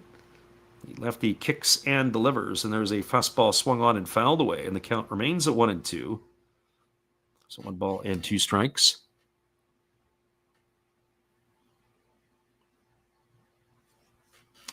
Yeah, Mr. Irrelevant, that would be it. So he keeps that Michigan pipeline going. They've had a few kids, Canadian kids, playing at the University of Michigan. There's a fastball swung on and fouled away, and the count remains at 1-2. I think O'Halloran, who's in the Blue Jay organization, he was a pitcher at the University of Michigan. I think he was a Canadian kid. Gracie Lynn said, don't forget about the classiest Red Sox player. Yeah, I left you guys on the hook, and you're still on the hook. So Orr Franchuk said the classiest player that was with the Red Sox, when he was there, of course, as a player, current player, because he also said things positively about some of the retired guys. But the classiest player was Trot Nixon. He said Trot Nixon handled himself with a lot of class. As the pitch is on the way to Iglesias, it misses upstairs. It runs the count now to 2-2. He said when Trot Nixon was on a rehab assignment and he was working with them, he said just some of the things that he did and how he handled himself around the younger players. He was a first-rate individual. So here comes the offering from the lefty as it is a fastball swung on and lifted foul as Iglesias continues the battle here. 2 balls and 2 strikes. That's 7 pitches now already in this at-bat to Iglesias. And he has had a steady diet of fastballs. And here's the pitch. Another fastball swung on. This ball is looped softly over to second. Fielding it is Schmidt. It was a nice play by Schmidt. Schmidt kind of moved toward the ball as if like he was going to catch it. Laureano had to freeze. He ends up getting back to the bag at second base. Schmidt fields it on 1 hop and throws to first. That was a really heads-up play by the second baseman. And so that is going to retire Iglesias on a ground out 4-3. He's out for the first out of the inning. But quality at bat for him as he took 8 pitches out of Robbie Ray's arm. As Ray does the old spaghetti move, and that chases Laureano back to second base. Jake Cronenworth up at the plate here, 0 for 1 tonight. He reached on an error his first time. Gracie Lynn breaking out the jokes here. As the lefty delivers, there's a fastball that's check swing fouled over on the third base side. The count is 1-1 or 0-1. I was doing that a little bit last night. I was getting ahead of myself a little bit. I don't know if it's because of the early mornings or the long days, but as the offering on the way, it's a breaking ball that misses down, and Laureano has stolen third base. You can see he was itching to run, and he was able to take that from Robbie Ray. He's got himself a stolen base. That's his 5th of the year, as he's now at third base with 1 gone. Pitch was down in the dirt, so it was a ball to Cronenworth, and it's 1 ball and 1 strike to the second baseman of the Padres. As the lefty delivers a fastball that's fouled away, and the count now is at 1-2.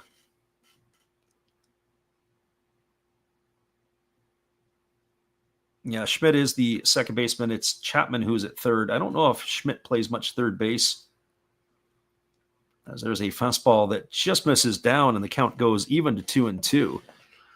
We'd have to go to our crack team behind the scenes to see if Casey Schmidt has had much time as a third baseman in the big leagues.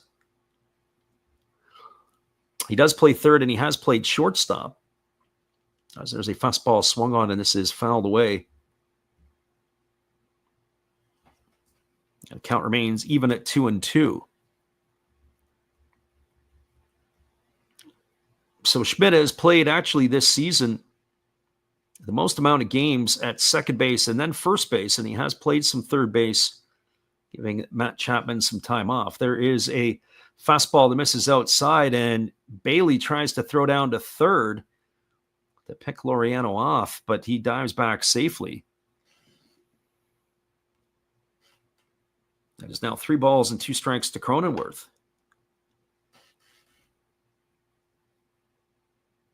So I guess that's your answer there. Most of his time is at second base. And then third, I'm a little surprised, more first base than third base.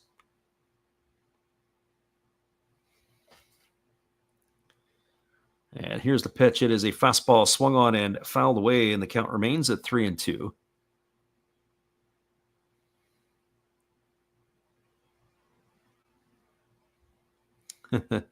Los wants to mute my hooks with all his crazy stuff in the chats.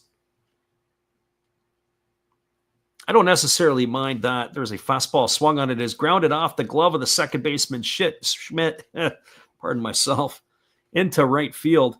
And now they got the runner hung up between first and second as Cronenworth is in there, and he's going to get tagged out. So the ball went off the glove of the second baseman Casey Schmidt. He dove to make the play, couldn't come up with it. Laureano comes in to score the 4th run here for the Padres. It's going to be an RBI single for Cronenworth, and then he is going to get gunned down, and it's going to go 4-8 to 3-4 on the putout. 4-8 to 3-6. And so he is going to be gone for the second out of the inning. And that'll leave it up to the catcher and Freddie Fermin. And Fermin takes a first pitch down for a ball, and the count's 1-0.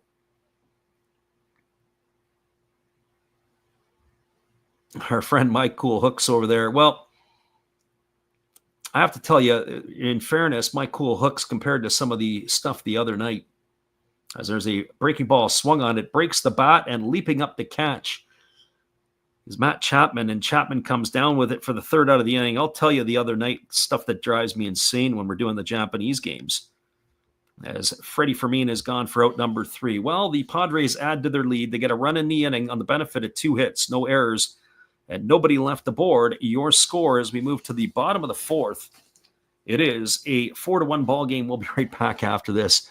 Appreciate you guys for hanging in here with us on the Last Raps Baseball YouTube channel. We'll be right back in just a few after this timeout.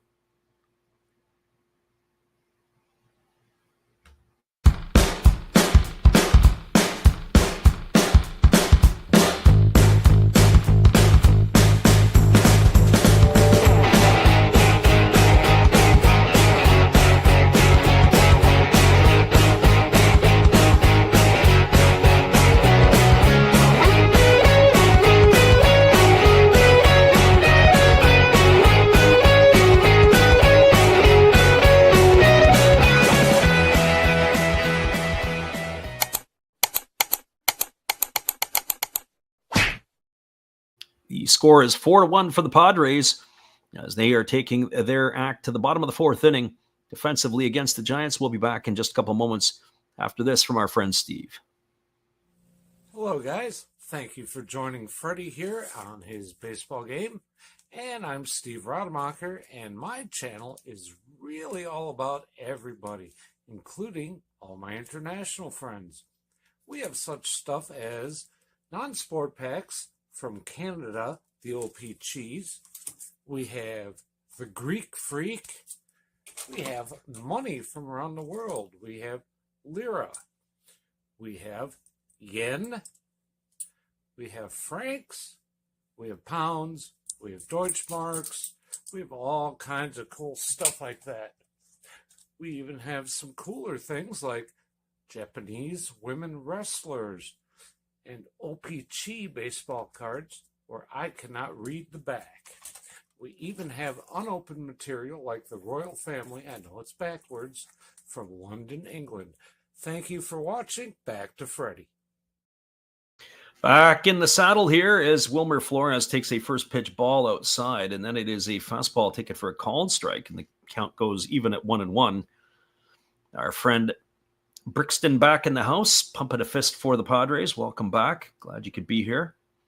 As there is a breaking ball swung on and missed, and the count goes to 1-2 on Flores. So Gracie Lynn said it best. When we do the Japanese games, we get people coming in always asking, where can you watch? And asking questions, repeated questions about the betting line. There's a breaking ball swung on. It is lifted into left field. Moving over to his right and making the catch is Laureano. And that is going to retire Flores for the first out of the inning, and that'll bring up the third baseman and Matt Chapman. And so, yeah, that becomes where it's frustrating, and you mention it and you say, well, just rewind the game a little bit and you can listen in. And then you get somebody else that comes in and somebody else. And I go, you're great, you're new to the channel. If you took the time to actually listen to the channel, then maybe you would get that information earlier. There's a fastball that's taken for a called strike. Count is 0-1. And it's not like they come in and say, hey, thank you for your service, and we want you to tip you for it or whatever else. It's just all of a sudden somebody coming in demanding, where do you watch it? Well, it's pretty easy. Let your fingers do the Google walking, and that can help you a lot on your own. Here comes the pitch. There's a breaking ball that misses down, and the count goes to 1-1. But that's the Japanese league, and that's the other part. So those with regards to the emojis and all the rest of that stuff, that's not a big deal for me. It's just I call the nonsense of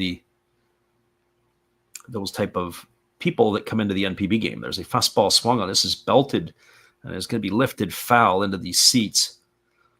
The count goes to 1-2. I wonder what Matt Chapman's spray chart looks like if you include foul balls. I bet you his spray chart would be from left center field to the parking lot, probably over on the third base side.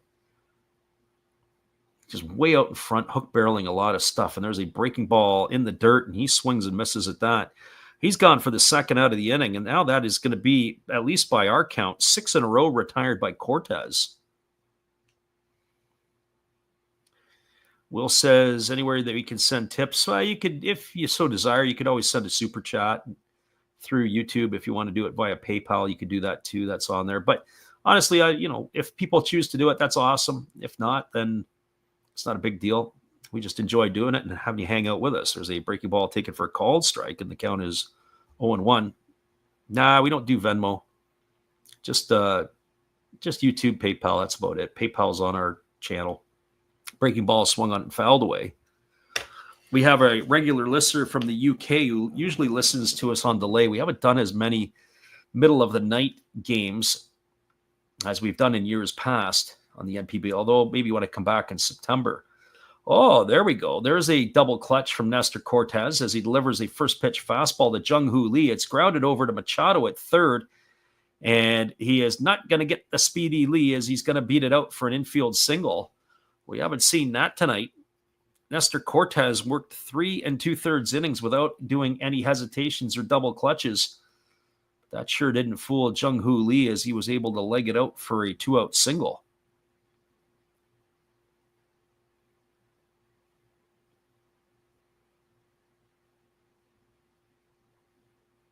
Yeah, Mike says that's kind of cool. Well, what we also do is we have I haven't activated my membership pages again. We had the memberships going. There's a breaking ball that misses down. And then if you pay your 99 cents, I had a list of about, 20 options that you could go and you could pull out the stuff, depending if you're in the States, sometimes in Europe, sometimes wherever. Breaking ball misses down and the count's 1-1 to Tyler Fitzgerald. And, in doing that, then that at least gives some people the opportunity to, be able to go and to see some things. Here's the 1-1 pitch as the lefty again works himself to the set and delivers. There's a breaking ball swung on it, is lifted into deep left field. Camping out underneath it is Laureano. He's fighting the wind, and now he's going to make the catch. And that is going to retire Fitzgerald for the third out of the inning, and that will do it here for the Giants in their half of inning number 4. No runs, 1 hit, no errors, and there was 1 runner left aboard. Your score, as we're now through 4 complete innings, it is the Padres with a 4-1 lead. This game has settled a little bit, and that means we're probably just around the corner for some more action. So hang tight, everybody. We'll be right back after this. We'll answer all your questions when we return as well. Here's our friend Matt. Good evening, ladies and gentlemen. Namaste. Hey, I hope you guys have been enjoying the game. My name is Hollis. I've got a YouTube channel called Another Hollis Build. I love baseball cards. I open up brand new product for you guys. I open up old stuff. I do breaks. I do auctions. All kinds of stuff concerning baseball. I'm Friars faithful, Padres to the end. I also love Garbage Pail Kids and my animals. I have a ton of animals. It's like a mini petting zoo here around my house. I also love my city. San Diego, baby. I'll take you all around the city and show you what's up. If you guys dig stuff like that, cruise on over and check it out. It's Another Hollis Build. If you dig it, subscribe. I'd really appreciate to have more follow me along on the journey. Hey, either way, you guys have a wonderful day or a beautiful, beautiful evening. No matter which one it is, make sure that you make it great, my friends. Big up Last Raps Baseball. Yeah, Freddie, let's go. One love and peace. Yeah, man.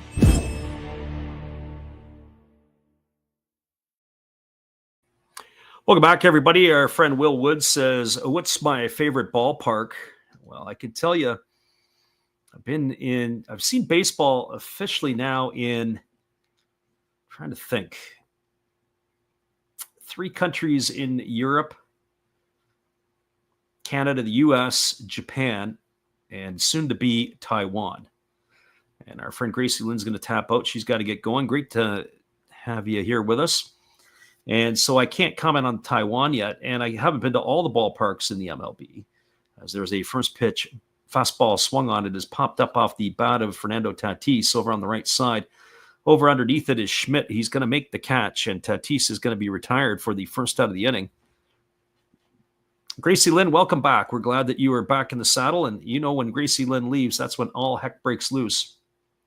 So Gracie Lynn, thanks for popping in tonight, and I'm sure we'll be talking to you in the next couple of days. One gone here, and it'll be Luis Arraez who comes to bat. He is 0 for 2 tonight. He has struck out and flown to left, and he takes a first pitch fastball at the knees for a called strike, and the count is 0-1. So no balls and 1 strike. The lefty Ray kicks and delivers again. There's a breaking ball missing outside. So probably my favorite ballpark, well, I really like to go to Tiger Stadium, old Tiger Stadium in Detroit. That was about 20 minutes from where I used to live, and we used to get there all the time as the pitch is on the way. It's a fastball swung on and fouled away, and the count goes to 1-2 on a rise. And that was for many years. Probably saw, if I didn't see hundreds of games there, probably 200 or 300. I was a partial season ticket holder one year, but it used to see probably 10 to 15 games a year easily over the span of a good solid 20-year window. As the pitch from Ray is on the way, there's a fastball swung on. It's grounded to short. Fielded neatly by Adames. He throws to first. And Rise is in the books on a ground out, 6-3 for the second out of the inning. I did like Fenway and Wrigley. Certainly the nostalgia of both of those ballparks were there. But I would say of all the current parks that I've been to, and I like Seattle. I certainly like the Petco down in San Diego, but probably the one that I've been to that I do like is in Pittsburgh. I just wish they could put a better team on the field. Here's the pitch from Robbie Ray, and it's a breaking ball that misses down, and the count's 1-0. Certainly the field in Pittsburgh at PNC is a lot better than the product that they roll out. As the 1-0 is on the way, there's a breaking ball swung on and missed. The count goes even to 1-1 on Machado. So that would be my first choice. In Japan, I really like the park in Hiroshima, the Mazda Zoom Stadium, the more modern one, outdoor park, because that breaking ball misses down. Count goes to 2-1. That was a pretty cool place to see a game. And certainly the Japanese parks, the Horomoto Field in Kobe, where the Oryx Buffaloes used to play and where the Oryx Blue Wave used to play. The Oryx Buffaloes play there some games. Fastball swung on and fouled away, and the count now is 2-2 to Machado. I like that ballpark as well, not because of maybe the stadium, but because of the dimensions of the field. And there is a fastball swung on and lifted foul. It's going to be on the first base side of home plate. The count remains at 2-2. Yokohama was pretty good, and I certainly like the flavor of the Swallows Stadium as well. They're talking about getting rid of it. That would be an utter shame, as Babe Ruth and Lou Gehrig had played games in that stadium. And there's a fastball that swung on. This ball is lifted into deep right field. This ball is going to drive Fitzgerald back to the warning track and almost to the wall. And he makes the catch, and that is going to do it here for the Padres in their half of the fifth inning. Well, we are halfway through this one as the Padres go in order. No runs, no hits, no errors, and nobody left the board. We're now moving to the bottom half of the fifth. Your score is the Padres 4, the Giants 1. Stay with us, everybody. We'll be back in just a couple moments after this little timeout.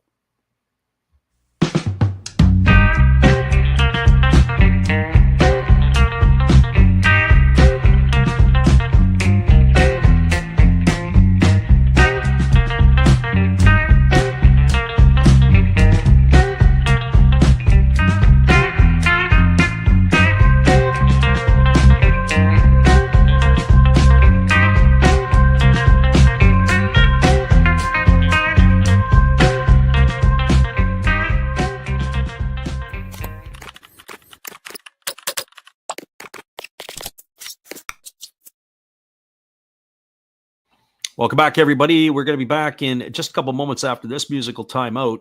It is a 4-1 lead for the Padres. We'll be right back. I've got it mixed up over here. I say the Giants are in the lead. That ain't correct. It is the other way around. We'll fix that and be back in just a few.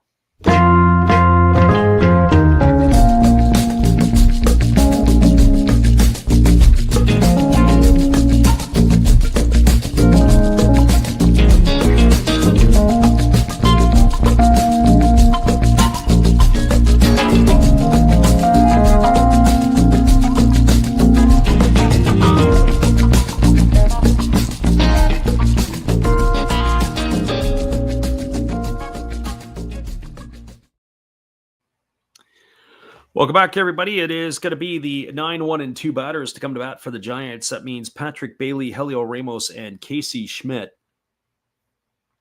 Our friend Mike says the Jingu Park where the Swallows play is definitely super out of date. As the first pitch breaking ball is swung on, it is lined on one hop to the second baseman, Cronenworth, and it ends up going off his glove. He can't make the play. We're going to wait to see what the official score decides on this one. Patrick Bailey get himself a hit here? Well, we'll have to wait here because if that is the case, then it'll be another error here for the first error here for the Padres. No announcement on that yet, so that brings Ramos to the plate. Ramos 0 for 2 tonight, has struck out both times at the plate, and he takes a fastball upstairs for ball one, counts 1-0. They did rule that as a base hit for Bailey, so he gets off the schneid. He's been on base twice tonight now.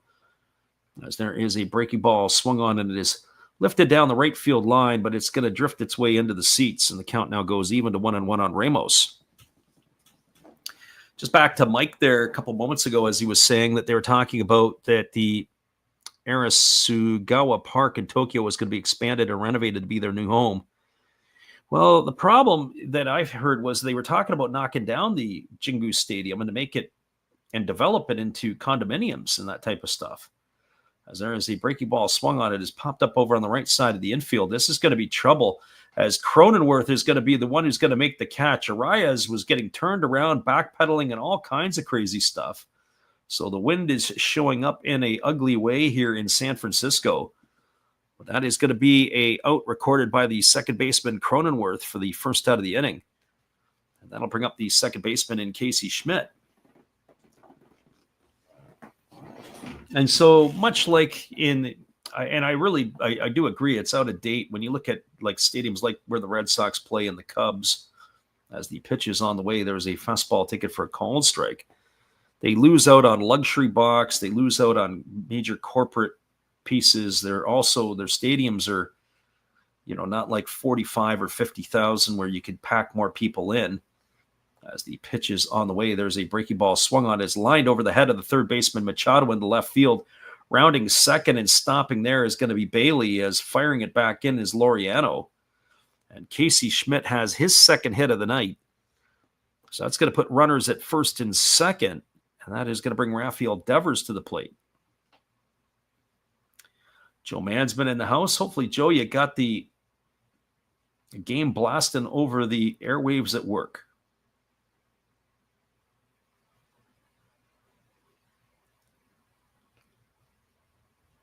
Mike says the same thing about the condo development plan. So Devers steps in as the lefty works himself to the set. Here comes the pitch. That's a fastball taken at the knees for a called strike. The count's 0-1 to Devers. Been to the Jingu a few times. Only seen games there twice. I was able to catch up a little bit over there. It's a fascinating stadium. As the pitch is on the way, there's a breaking ball that misses outside. Count goes to 1-1. It is so poorly serviced. I remember, lineups at the bathrooms. When you think about it, when the stadiums were built years ago, you'd have these long lines at the bathrooms, people having to go. As there's a fastball swung on and fouled away. The count now is 1-2 to Devers. And that would be the case at the Jingu. They have their bathrooms are inadequate. People have to go down in between innings. The next thing you know, you're standing there for 2 innings. I was like old Tiger Stadium, but reminiscent to that of Fenway and in Chicago too. There's a ground ball hit to the shortstop. Oh my goodness. Ground ball hit to the shortstop Bogarts, who was playing up the middle. He had to move to the right side. He flipped it backwards to the second baseman, Cronenworth, at the bag. And Cronenworth, the ball was on the ground, and now they're going to ask for some help because they feel that they got the out. It was a poor toss by the shortstop Bogarts, but it was corralled by Cronenworth, and it looks like they are going to get the force. However, they're going to have to review this first. And I think he did have control by the time Schmidt slid into second base. But we're going to have to wait and see here. Originally didn't have it so much, but yeah, I think he had it. And I think Schmidt's going to be out.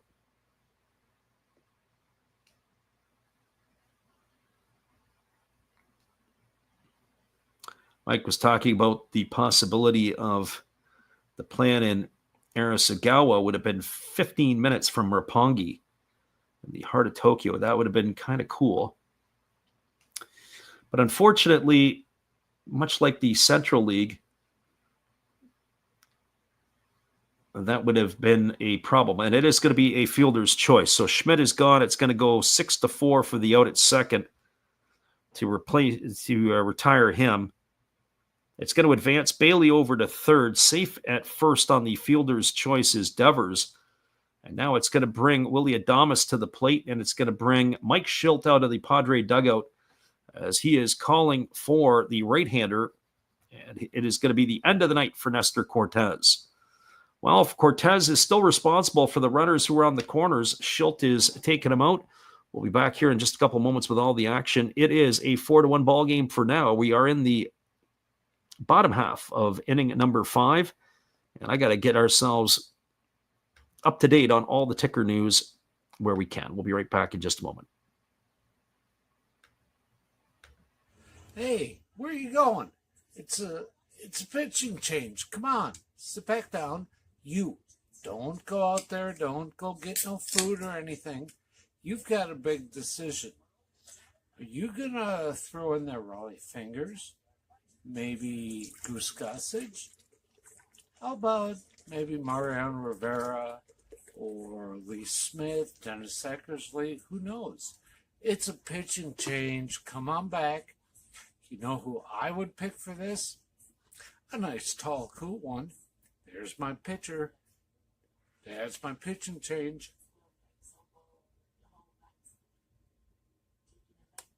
That's a winning combination. Come see my channel. You know, every day is opening day. And according to Bob, I must be in the front row. Blah. Welcome back, everybody. That is our friend Steve Rademacher, who is keeping us all entertained. They are going to the right-hander. It is going to be David Morgan, the 25-year-old right-hander who is coming on into the ball game. He is making his 28th appearance as the rookie. He's worked 31 and 2/3 innings. He's allowed 22 hits, 6 runs, all of which have been earned, walking 11 and striking out 32, pitching to a 1.71 ERA. So Nestor Cortes on the hook for the runners who are on the corners. Outside of that, he does what Nestor does, and he pitched fairly decent. So let's see how David Morgan fares here coming on in relief. And he is slated to face Willie Adames. And so for Adames, he's 0 for 2 tonight. He has struck out, and he has flown to center as the right-hander ready to go to work. And kicks and fires. There's a fastball taken for a called strike. Count is quickly 0-1. That ball had a lot of movement on it. It was funny. I was playing catch today, and I was just trying some different grips and throwing with some different things. I've seen in the Japanese league where they throw, it's almost not a split finger, but they straddle the one side of the one seam of the ball. As there is a fastball swung on and fouled away. Count goes to 0-2 on Adames. And so I was playing with it, and for whatever reason, my ball seems to cut a lot. And then when I move my thumb up the side, I can throw it where I can and turn my hand over, and the ball seems to sink a little bit. So that's kind of fun to be able to still do some of that stuff, still be able to throw and play with some different things. I just don't throw very hard anymore. There's a breaking ball that misses down. I'm not sure I ever threw hard like these guys did to begin with. So 1 ball and 2 strikes. Robbie Ray looks like he will be coming back out for another inning. As the right-hander Morgan delivers, there's a breaking ball. Take it for a called third strike. Adames can't believe it. But I got to tell you, 2 nights in watching Willie Adames, I think he needs to be sat down for a little bit to clear his head because that pitch looked pretty darn good to me. There was no runs in the inning. There were 2 hits. There was no errors, and there were 2 Giants left aboard. We are now through 5. Your score is the Padres with a 4-1 lead. We'll be back in just a couple of moments as Morgan was able to get out of it. That is pretty good for him, and we'll be back in just a few after this.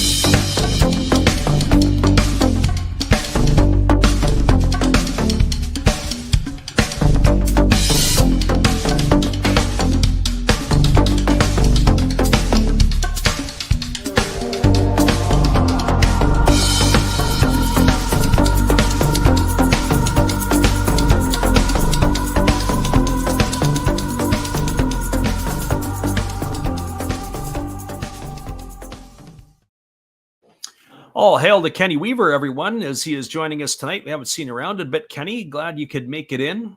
Yeah, just like that, we lost 5 people from the stream. I don't know what you did, Kenny, but we're glad to have you, and welcome to the stream tonight. The first pitch that is coming up, it's going to be Bogaerts, Merrill, and Laureano, the heart of the batting order here to face Robbie Ray. In the 6th inning, a little surprised that Ray still has made it this far. I thought at first he wasn't going to get there. 93 pitches for the left-hander, as he will start the top of the 6th inning. As the lefty Ray ready to face Xander Bogaerts for the 3rd time. Bogaerts is 1 for 2 tonight. He has a double and struck out looking. And the pitch is a ball that's bunted and it's foul. It's going to get way up into the seats. Had to be about 15 rows behind home plate, so Bogaerts starts in the hole at 0-1. Kenny Weaver, if I'm not mistaken, is another East Coaster. We have a few guys in the Massachusetts, Connecticut area who are listening in tonight. As the pitch is on the way, and another sign of a bunt from Bogaerts, but that ball is down, and the count now goes even to 1-1. They have Gage and Buto throwing in the bullpen for the Giants. So Robbie Ray here gets into trouble. He'll have some support. There is a fastball swung on and fouled away. Count now goes to 1-2 on Bogaerts. This game has been fairly quick moving tonight. That is a plus, that's for certain. But the Padres have done most of the damage here so far, leading 4-1 in the top of the 6th inning. As the lefty Ray getting his signs from Patrick Bailey. He rocks himself into the windup. There's a fastball swung on. It's grounded over to second, fielded on the backhand by Schmidt. He fires to first, and Bogaerts was retired on a groundout 4-3 for the first out of the inning. That's going to bring up the center fielder in Jackson Merrill. And for Merrill, well, he's 0 for 2 in this one. He has struck out both of his times against Robbie Ray. He had a pretty good game last night, did Merrill. As he had reached base 3 of the 4 times he came to bat. As he takes a fastball up and in for a ball, and the count is 1-0. So 1 ball and no strikes. That's right. Kenny says a Kentucky man there. As the lefty delivers, there's a fastball swung on. This ball is lifted into left center field. This ball is going to get down, and it's going to get all the way to the wall. Merrill rounding first, digging for 2. Jung-Hoo Lee picks it up, fires it back in. And Merrill has got himself a 1-out double here. And that is going to bring up the left fielder in Ramon Laureano. And all eyes on Bob Melvin. Bob Melvin, for whatever reason, always seems to be a batter late to come and get his starters. So Robbie Ray is going to face Laureano here. Laureano 2 for 2. One of my favorite Kentucky people, Sam Holbrook, the former umpire, was a Kentucky resident. He was pretty much a character. Here's the pitch. Fastball misses upstairs. The count is 1-0 to Laureano. I betcha he has some stories to tell. So 1 ball and no strikes. Robbie Ray ready to go back to work after getting a baseball that he likes. As the lefty works himself to the set position. Here comes the 1-0 offering to Laureano. And the pitch on the way is a fastball swung on and fouled straight back, and the count now goes to 1-1. Well, you got to keep your eye on Merrill at second base. He's jockeying like he wants to run. He's only got 1 stolen base, surprisingly, this year. But he can move a little bit.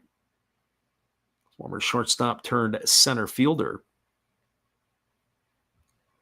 As the lefty Ray kicks and delivers, there's a breaking ball down. Nice stop there by Patrick Bailey. Count goes to 2-1. The 22-year-old Jackson Merrill last season had 16 stolen bases in 19 attempts. This year he's only had 3 attempts and he's only got 1 bag. So he hasn't been running this year. Wonder what the rationale for that is, or maybe the opportunities haven't been there for him. So Laureano, who went to get some more Stickum for the bat, steps back in. I say Stickum, probably some pine tar. They really don't use pine tar so much anymore. They use the stick or sometimes the spray. As the 1-1 is on the way, there's a fastball swung on and missed. Sorry, it's now 2-2. It was 2-1 pitch.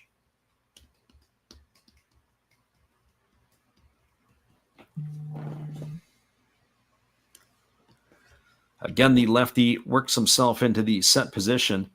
As he kicks and delivers, there's a fastball that misses down and in, and now the count runs full to Laureano. The right-handed hitting DH, Jose Iglesias, is waiting his turn on deck. So here comes the 3-2 pitch on the way. Breaking ball swung on, and it's going to be lifted foul down the right field line, and the count remains full. Ray is now at 105 pitches. I have to wonder at what point in time he is going to be running out of steam. And if he's going to be able to face Iglesias. Here's the pitch. Fastball swung on. This ball is lifted into straightaway center field. Moving back underneath it is Lee. Tagging at second. And advancing over to third is Merrill as the throw comes in. So Laureano is going to be retired for the second out of the inning. Merrill advances to third on that fly ball. And it's going to bring Jose Iglesias to the plate. And it looks like it is going to bring Bob Melvin out of the dugout. Are we going to have a pitching change, or is it going to be the pitching coach? What do we have here? Nope, just brings Patrick Bailey to the mound. As they've got their gloves covered here. It was Iglesias who homered in the second inning off a Ray. Iglesias also grounded out. I'm curious here because Jose Iglesias, I believe, if I did my homework, they may have crossed paths as teammates with the Tigers. Robbie Ray was a Detroit Tiger after coming to Detroit in a trade with the Diamondbacks. It was a three-way trade. I think Yankees, Diamondbacks, and Tigers all made a deal. And Ray had got there, and he may have had some time in Detroit with Iglesias as the lefty ready to go at it here. And the first pitch on the way is a fastball center cut for a called strike, and the count is 0-1. So no balls and one strike. Iglesias waggling the bat. 2 gone here on the top of the 6th inning as the lefty Ray kicks and delivers. There's a fastball that misses upstairs, and the count goes even at 1-1. So 1 ball and 1 strike.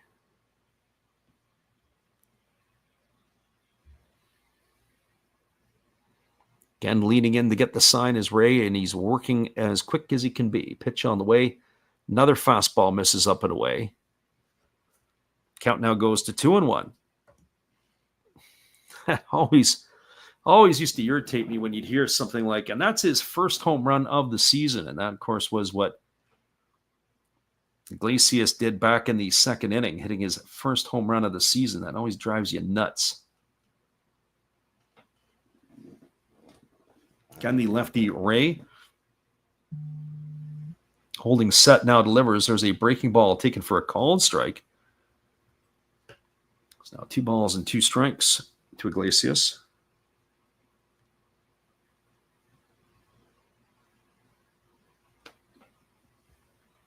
And here we go. Here comes the 2-2. Bailey working off of one knee. And Ray kicks and delivers. There's a fastball at 95 that misses upstairs. It's now 3-2. So let's see if it's going to be good old-fashioned hardball from Robbie Ray. Iglesias ready to go again. So 3 balls and 2 strikes. I have to think this is the last pitch that Ray's going to deliver here tonight. Pitch number 112 on the way. Fastball swung on. Well, maybe not. As that is fouled away, and it keeps the count at 3-2. So now 112 pitches for Robbie Ray. We mentioned this in one of our earlier streams. We said, how many pitchers have gone over 110 pitches this year? And I remember locating it earlier that it was Eric Fetty and Framber Valdez. Valdez at 117. And then, of course, Gavin Williams, when he took that no-hitter into the 9th inning against the Mets the other day when Juan Soto broke it up with a home run. That was another game that the pitcher went over that. I believe he has the most pitches in a ball game. As the pitch on the way is a fastball swung on. This ball is lifted into deep center field. Moving back and backpedaling to make the catch is Jung-Hoo Lee. And that is going to do it, as Iglesias is going to be gone for the third out of the inning. And Robbie Ray, well, good on him. Throws over 110 pitches here tonight through 6 innings. And you got to believe his night is done. No runs in the inning, 1 hit, no errors, and 1 runner left aboard. Your score as we move to the bottom half of inning number 6. It is a 4-1 San Diego lead. Stay with us, everybody. We'll be back in just a couple moments. Our friend Joe Mansman is in the house here, and we don't mean to tease him about his Mets. We do like the Mets, but we also enjoy a good ball game, and that's what we have here tonight. Let's see if the Giants have anything in them to come on back. We'll be back in just a few right after this.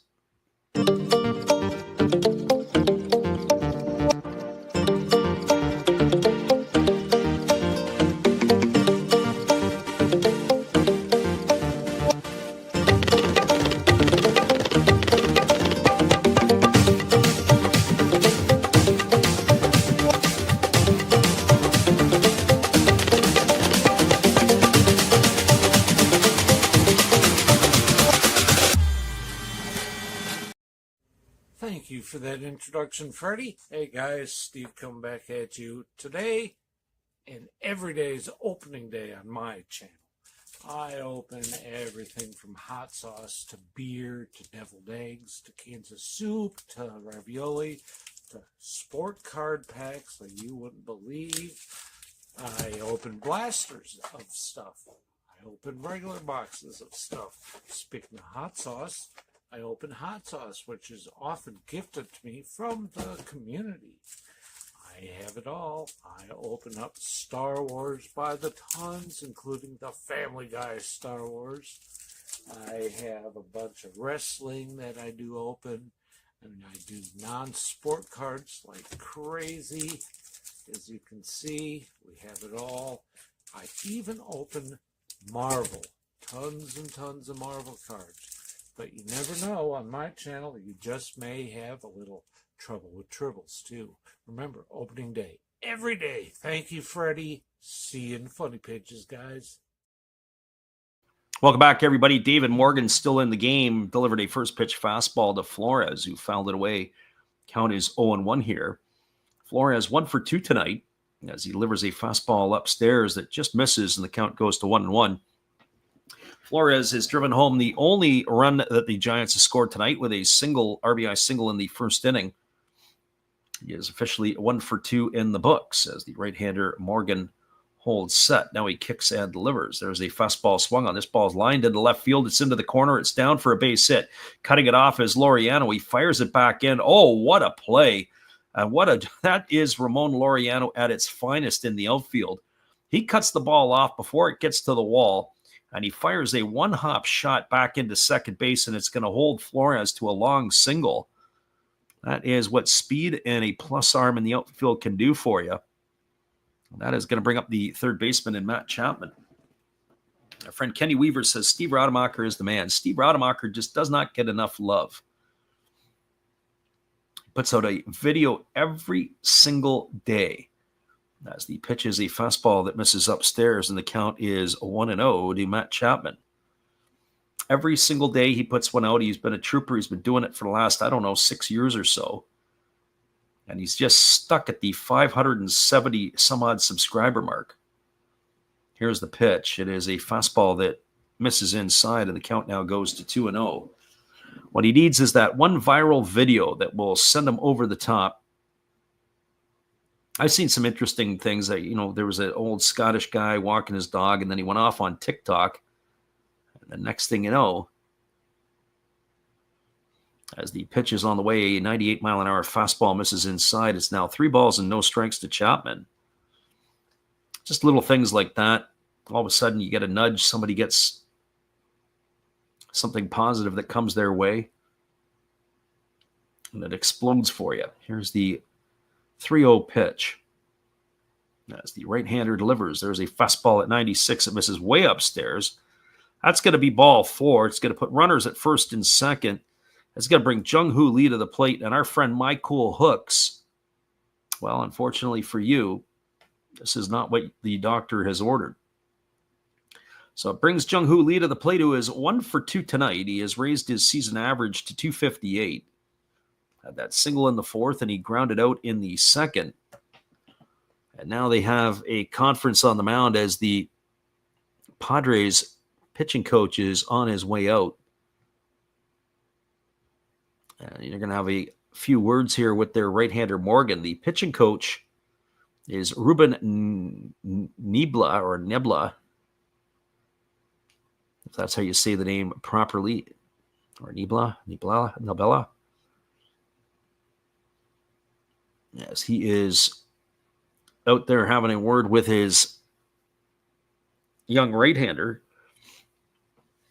4 balls in a row to Matt Chapman, and he's going to be facing Lee. There is action in the pen as Jason Adam is up and throwing.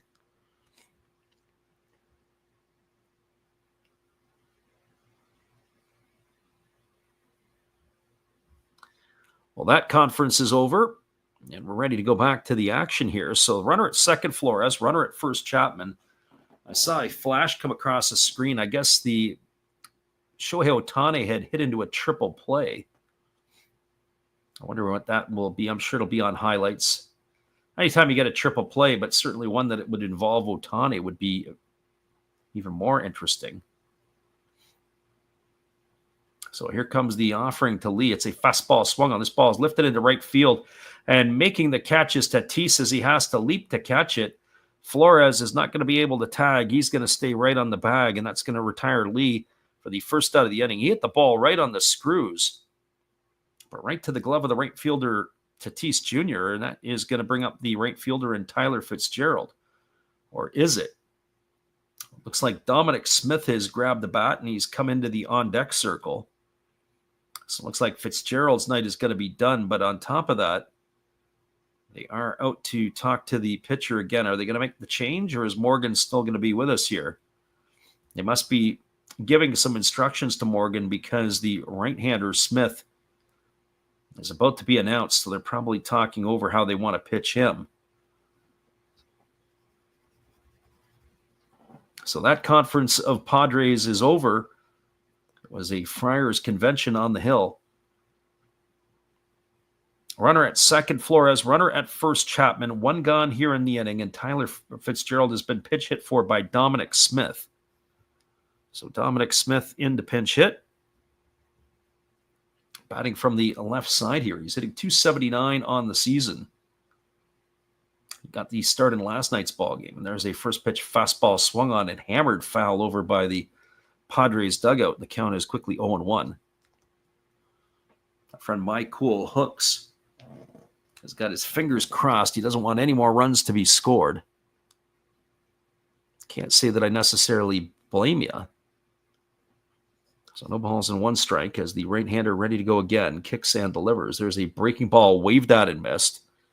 And now Morgan's ahead of Smith way in front at 0-2. So no balls and 2 strikes. Interestingly enough, it is a 14-game hitting streak that Smith has going right now. Didn't make it into the lineup tonight. That would kind of suck if you lost your hitting streak in a pinch hit appearance, and if this was the only at-bat that he got tonight. I know people don't worry about stats, but that would be disappointing. You don't see the big, long hitting streaks in baseball. There's a breaking ball that just misses upstairs, and the count goes to 1-2. So 1 ball and 2 strikes.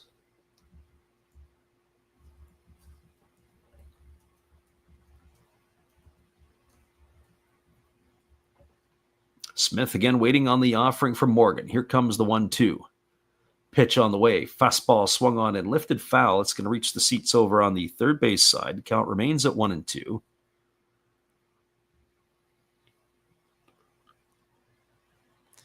And you look at it, he's got the longest hitting streak in baseball as of games through yesterday. Smith at 14. Tyler Soderstrom had 11, and then going into tonight's game, Ohtani was at 10. There's a fastball swung on. It's grounded through the right side into right field. And stopping at third is going to be Flores. Chapman is going to be safe at second. And Dominic Smith continues the hot hitting his 15th game in a row as he's got a base hit single to load the bases, and now that's going to bring up Patrick Bailey. Now that in itself is a conundrum because Bailey may have used up his token earlier as he had a hit and a walk in this one. He's certainly not one of the more productive players in which to do it. And it is going to bring the manager out of the dugout as Mike Schilt is going to come and take the ball from David Morgan. It looks like Adam is coming in relief, and we've got ourselves a timeout here. We'll be right back in just a few. Our friend Mike Cool Hook says he tapped out. Probably a better decision to do that. Better to have something than nothing, but we'll be back in just a couple moments after this from our friend Steve. Hello, everybody. Steve Rodmacher coming back at you again. And during this pitching change, for a change of pace, let's open some baseball cards. We'll get through these quickly. 2023 Topps Big League. We have rookie card of Tyler Freeman to go along with a Matt Chapman. And why not a Jake Cronenworth? Shoot 'em, Jake! We do have a rookie card of Brett Beatty. That's pretty cool. To go along with the uncommon Carlos Correa. Pretty common to me, but what do I know? Trey Mancini to go along with a rookie of Kodai Senga. Freddie, tell them about Kodai. And one of my favorites, Devin Williams of my Milwaukee Brewers. All right, looks like the pitcher's coming in. Freddie, you can take over now. Welcome back, everybody. We do have the pitching change, and it is going to be Jason Adam coming on in relief. He is going to be the third pitcher used tonight by the San Diego Padres. For Adam, well, he's enjoying himself a pretty good year. He's got a win-loss record of 7-3. He's making his 58th appearance. He's worked 57 and a third innings so far this year. And on top of it, he's allowed 44 hits, 15 runs, only 11 have been earned. He's walked 25 and struck out 63. And that is where we stand right now in this one. So Adam's completing his tune-up tosses, and he is ready to get going. He's come into a tough situation. The bases are full of Giants. There's only one gone here in the inning, and Patrick Bailey at the plate. And so he is batting from the left side, and the first pitch is a center-cut fastball for a called strike. The count is 0-1. So I was mentioning yesterday, you might as well take your chances and throw the ball right down the middle to Bailey because he hasn't shown that he can hit much. Not having a very good year offensively, only batting .217. And now time has been called by Bailey as he steps out of the batter's box.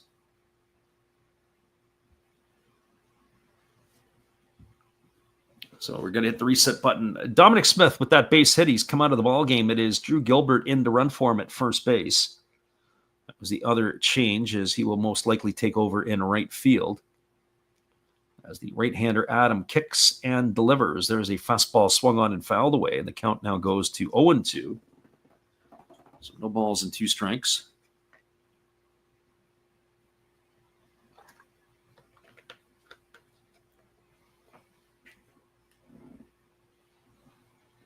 So way ahead in the count here is Adam as Bailey sets back in. Batting from the left side here. It's the first time tonight. Fastball swung on, popped up just behind second base. Moving back underneath it is the shortstop Bogarts. Waves everybody off as he makes the catch. And that is going to retire Bailey for the second out of the inning, and that's going to leave it all up to Helio Ramos. Well, for Ramos tonight, it is a night I'm sure he would like to forget up to this point, but he has the chance to make amends for it. He is 0 for 3 in this one. He has struck out twice and popped to second. While Cool Hook saying that maybe he should have stayed in. Yeah, well, the Padres bullpen is probably the best in the biz. There's a first pitch fastball swung on. It's popped up over in foul territory on the right side. Underneath it is Arias. He's there to make the catch, and that is going to do it as Ramos is going to be gone for the third out of the inning. And the Giants squander a golden opportunity, and they can't cash anything in. There's no runs, 2 hits, no errors, and 3 runners left aboard. And if you're keeping track along with us, that's 9 left aboard here for the Giants tonight. Our friend Kenny's tapping out. Kenny, appreciate you for being here. Your score as we move to the top of the 7th inning, it is a 4-1 Padres lead. We'll be back here in just a bit. And Kenny, thanks for stopping in. We're glad to have you with us. We hope to see you again soon. We'll be back on the airwaves again next week for some late evening baseball on the East Coast, or in your case, in the great state of Kentucky. Hang tight, everybody. We'll be back in a few.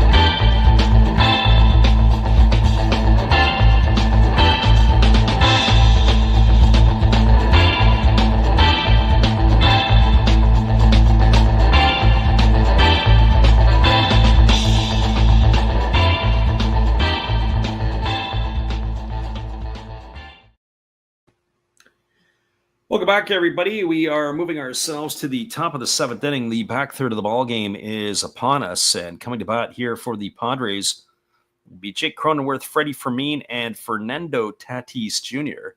The Giants have made a pitching change as they're going to their bullpen. They are calling on a left-hander, and this is going to be Matt Gage. And the first pitch is a fastball that misses down and in, and the count is 1 ball and no strikes. So check that. Did that get to be a called ball? That was a strike. And then the second pitch was a ball. So 1-1 to Jake Cronenworth. The pitch on the way again. Breaking ball swung on and grounded up the middle. Fielded on the backhand by Schmidt. He throws to first, and they are going to be able to get Cronenworth on a ground out 4-3. He's gone for the first out of the inning, and that's going to bring up Freddie Fermin. So while I was getting information done here on Matt Gage, I have to tell you, Matt Gage has had a pretty good year this year, all things considering. We were talking about him in one of the prior streams. It's his second team that he's been with this year. The Detroit Tigers were the first. He pitched in 6 games for the Tigers. Fastball taken for a called strike. Counts at 1-1 to Fermin. For the Tigers, he went 5 2/3 innings, allowed 7 hits, didn't allow a run, walked 2 and struck out 3. Excellent work by Gage. Breaking ball swung on. This is going to be looped into right field over the head of Devers. And Fermin's got himself a 1-out single. That'll be the top of the order in Fernando Tatis Jr. So here he goes to San Francisco. Tigers, for all that good pitching, DFA'd him. And he gets picked up by the Giants. Well, the Giants, he's appeared in 9 ball games. He's worked 12 1/3 innings. He's allowed 6 hits, walked 3, and struck out 10, and he hasn't allowed a run. So 18 innings actually this year now, if you include the first out, and he is yet to allow a run. And there's a slow breaking ball that catches the outside corner, and it counts 0-1 to Fernando Tatis Jr. For Tatis Jr., he is 0 for 2 with a walk tonight, as the lefty Gage ready to go again. Lefty Gage kicks and fires. There is a breaking ball that misses upstairs, and the count now goes to 1-1. So 1 ball and 1 strike. Padres 4, Giants 1. Runs have come in the first, the second, and the fourth for the Friars.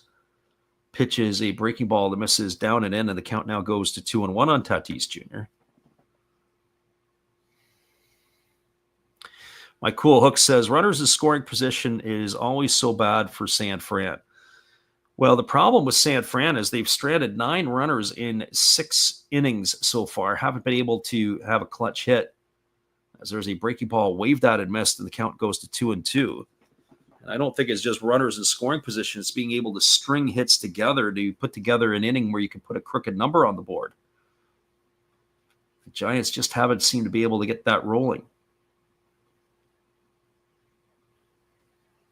And My Cool Hook says they leave him on base every game. Yeah, that's unfortunate. Here's the pitch. It's a fastball swung on. This is going to be grounded through the 6-hole into left field. So Tatis has got himself a single. That's going to advance Fermin over to second. And it's going to bring a Luis Arraez to the plate with runners at first and second and only one gone. And that would even doubly hurt if you've got a chance to score some runs. You got the bases loaded. You don't cash in anything. And the next thing you know is the other team can come back and put a couple of runs on the board. Well, they got Budo up and throwing. Gage, the lefty, ready to face the left-handed hitting Arraez. As he kicks and delivers, there's a breaking ball taken for a called strike. Counts 0-1. Arraez 0 for 3 tonight. He has struck out, flown to left, and grounded to short. Arraez had a tough night at the office last night. He grounded out to every infielder. He was 0 for 5. As the pitch is on the way, it's a breaking ball that just misses down, and the count now runs even at 1-1. So 1 ball and 1 strike.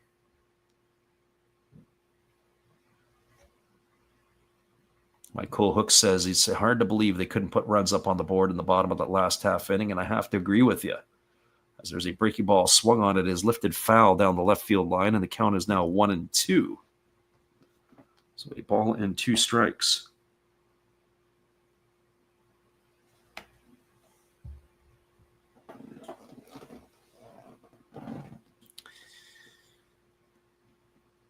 More action, as we said, in that bullpen for Frisco, as they do have the right-hander heating. We'll see if Gage can get through Arraez. Here is the 1-2 offering. Pitch on the way. Slow breaking ball swung on. Grounded over to first. They go to second for 1, and they're not going to be able to get anybody on the backside. Arraez able to do it. Nice play there by Rafi Devers, who was often much maligned for his defense. But it is Arraez is going to reach on the fielder's choice. It's going to erase Tatis. He's gone 3-6 for the second out of the inning. Safe at third is Fermin, and it's going to bring Manny Machado to the plate. And Gage blew a tire getting over to first base over there. That was the thing. And Bob Melvin has come out to take the ball from him. We are going to have a pitching change here as they are again going to the bullpen. Hang on, everybody. We'll be right back in just a few. It is a 4-1 ball game. We'll get you that update when we return in just a moment. Here is another timeout from our friend Steve. Hello, everybody. And you know why we're here? Well, of course you do. You'd be nuts not to be here to watch Freddie call another game. Freddie, the king of kings on baseball commentary. You know what?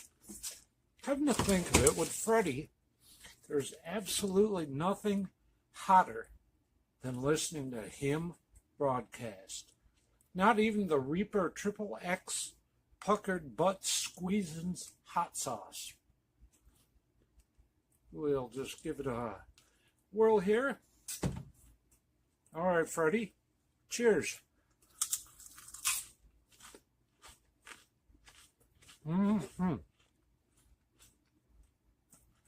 Holy cow, that may be a close second to you, Freddie. Still the hottest broadcast right now on YouTube.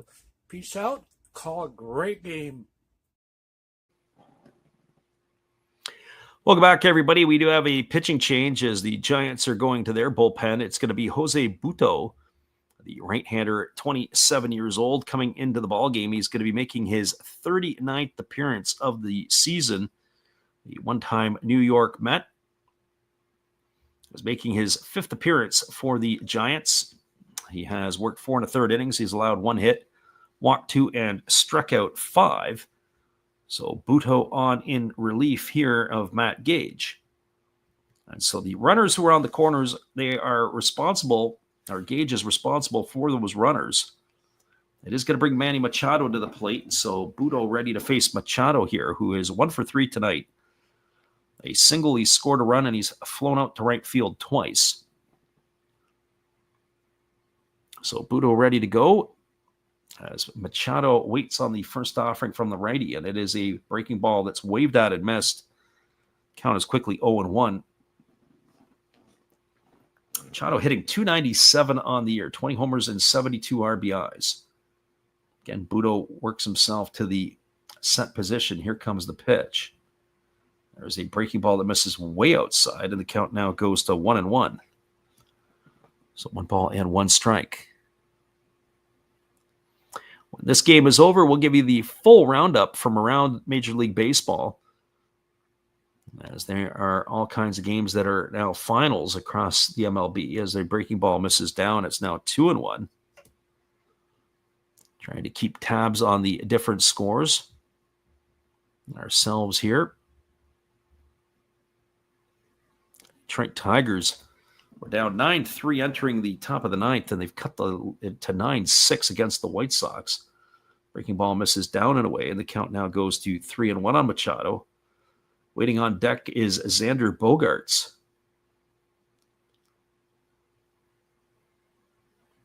There's a couple other games still going on as the Athletics are beating the Rays 5-0, and it's 5-5 with the Dodgers and the Angels.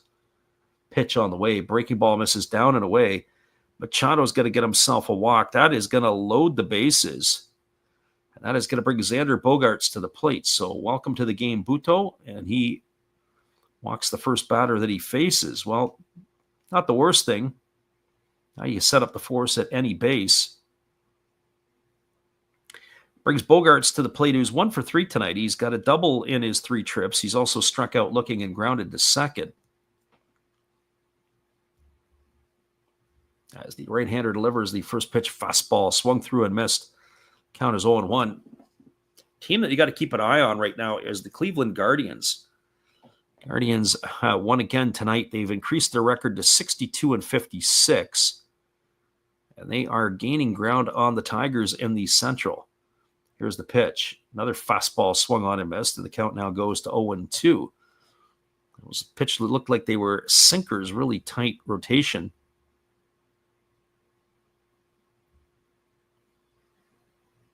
Milwaukee Brewers talking about hot. They continue to roll. They got their 75th win of the year. And the Blue Jays have joined the 70-win club as they knocked off the Cubs today. As I say, we'll get you all that a little bit later. Here's the pitch to Bogaerts. Breaking ball swung on and grounded foul over on the third base side. Count remains at 0-2.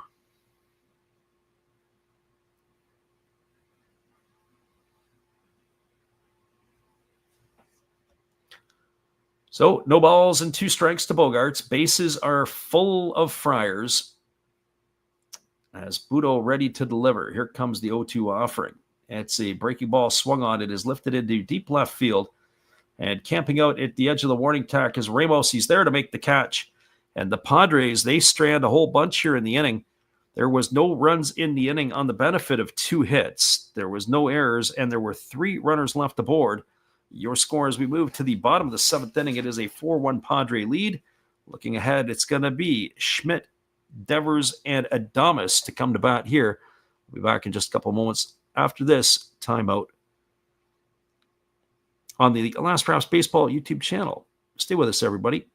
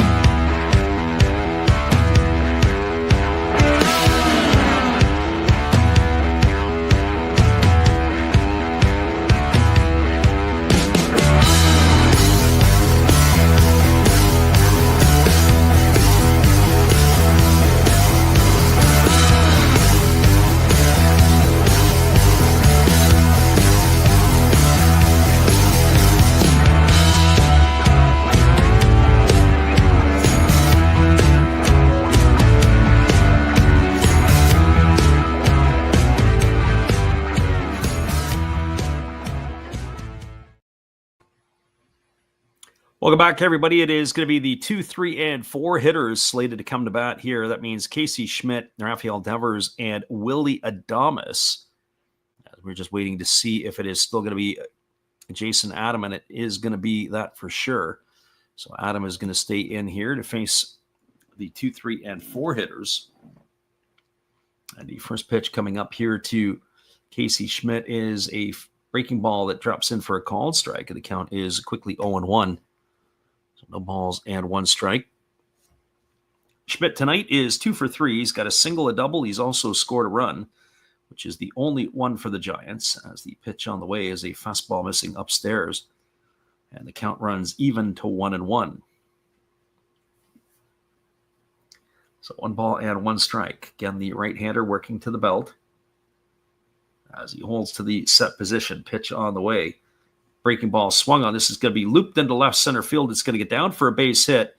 It's going to be Schmidt's 3rd hit of the night, as he's got a single. And that'll bring up the first baseman in Rafael Devers. It wasn't a bad pitch. It actually was middle in, and good job there by Schmidt to keep his hands inside it. Able to get himself a base hit there. Well, that brings Devers to the plate, who is 1 for 3 tonight. He's got a single and 3 trips. He's also struck out looking and bounced into a fielder's choice. And the first pitch to Devers is a breaking ball that misses off the outside corner, and the count is 1-0. Seemed like a different time when Nestor Cortez was in this game. It feels like it was yesterday. But he definitely did get the start. Here's the pitch. It is a breaking ball. Take it for a called strike. Oh, the count goes even to 1-1.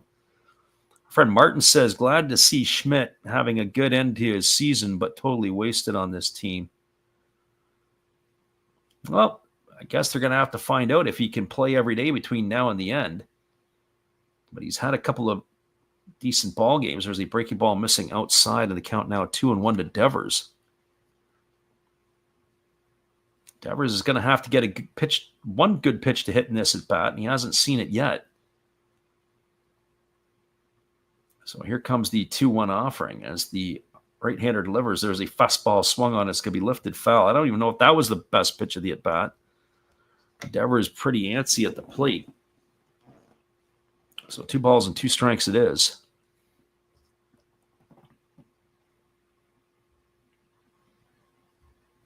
Devers with that very open stance.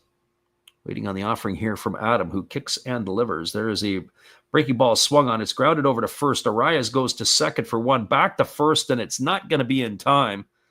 That's going to be a fielder's choice. It's going to go 3-6 in the books. Schmidt's going to be retired at second. And I think all day long you make that trade on the base paths if you're the Padres. So you're going to take Devers over Schmidt for sure. Tip your hat to Devers. He was racing all the way down the line. I don't think they're going to challenge that one. But we're going to have to wait and see. No, I don't think they're going to go upstairs. So that is going to be a fielder's choice. Devers, as I said, not necessarily known for showcasing his wheels, but he did there. And there is a first pitch breaking ball swung on and missed. The count is 0-1 to Adames. Adames tonight, 0 for 3, has struck out twice. He was coming off a ball game last night where he wasn't a whole lot better. He was 0 for 4 with a strikeout. And there's a breaking ball swung on. This ball is lifted into right field. Camping out underneath it is Tatis. He's there to make the catch. I don't think he saw it. I don't think that he was able to see the ball. It looked like he lost sight of it, and then he kind of got underneath it. But regardless, that's the second out of the inning, and that'll leave it up to the designated hitter in Wilmer Flores.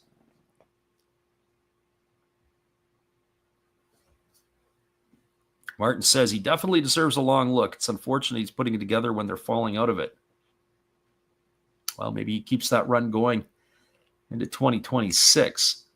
It is disappointing because there's 43 games left going into tonight, and the Giants have been going in the wrong direction as that fastball misses up and into Flores. Flores tonight, 2 for 3. He's driven in the Giants' only run. As the right-hander Adam holds set, now delivers. There is a changeup that misses down, and the count now goes to 2-0. So 2 balls and no strikes.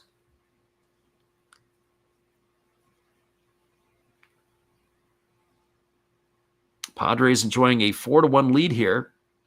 As the pitch on the way is a changeup that's taken for a called strike. The count now goes to 2-1 on Flores.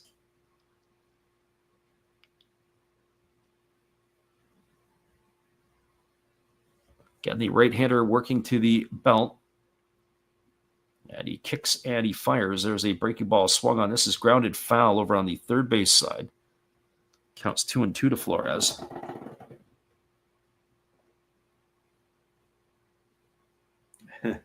Third base umpire tonight in tonight's game is Quinn Walcott, who worked the plate last night.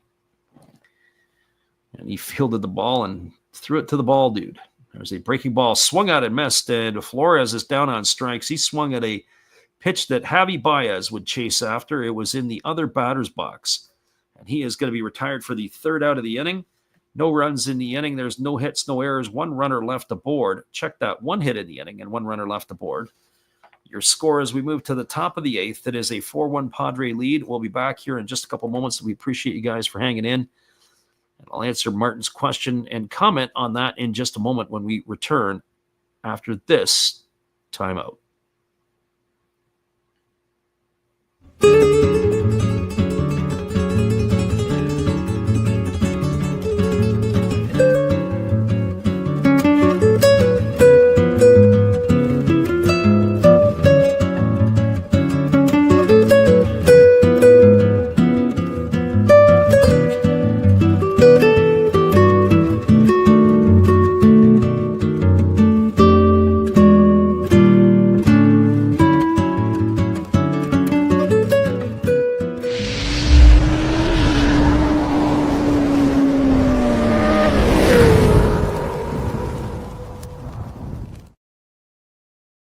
Welcome back, everybody. Our friend Martin says, I wonder if we're going to see Bryce Eldridge, but Posey seems to be in no rush. Can't say I disagree.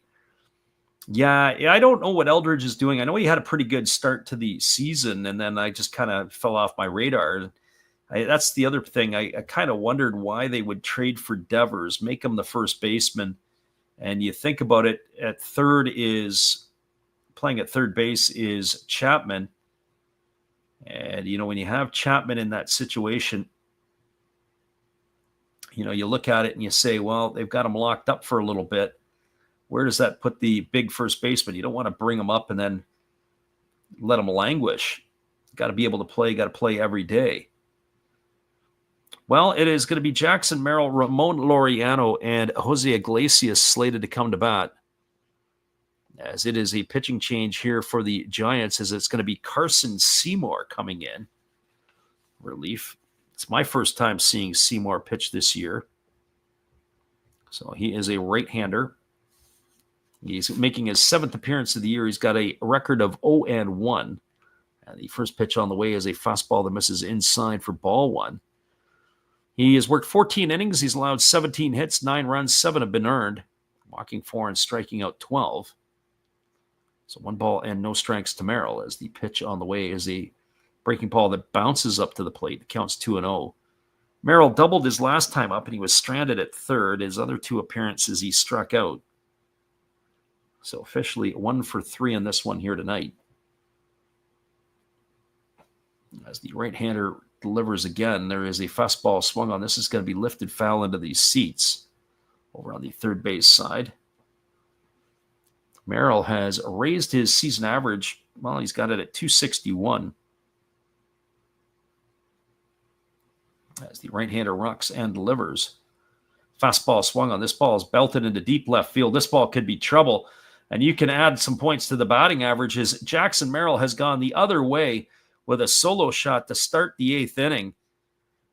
And that is going to increase the scoreline to 5-1 for the Padres. So a little bit more breathing room for San Diego, as Merrill rounds the bases, and that is going to bring up the left fielder in Ramon Laureano. So unfortunately for the Giants, them fading out of the playoff picture, the Padres are not only moving up the ladder, they're going to be knocking on the door to take the Dodgers out of first place in the West before you know it. The first pitch fastball is taken up and away, and the count is quickly 1-0. The current standings, the Padres find themselves one game behind the Dodgers, breathing down their necks. There's a breaking ball swung on, and it's grounded foul over on the third base side, and the count is 1-1 to Laureano. Laureano 2 for 3 tonight, a single, a double. He scored a couple of runs. He's stolen a base, and he's flown out. So I guess if you are the enemies of these two teams, everybody does hate the Dodgers. So a loss here for the Giants tonight would only help the Padres keep closer to the Dodgers. So sometimes your enemies become your friends. Here's the pitch. Breaking ball just misses down. Count goes to 2-1 on Laureano.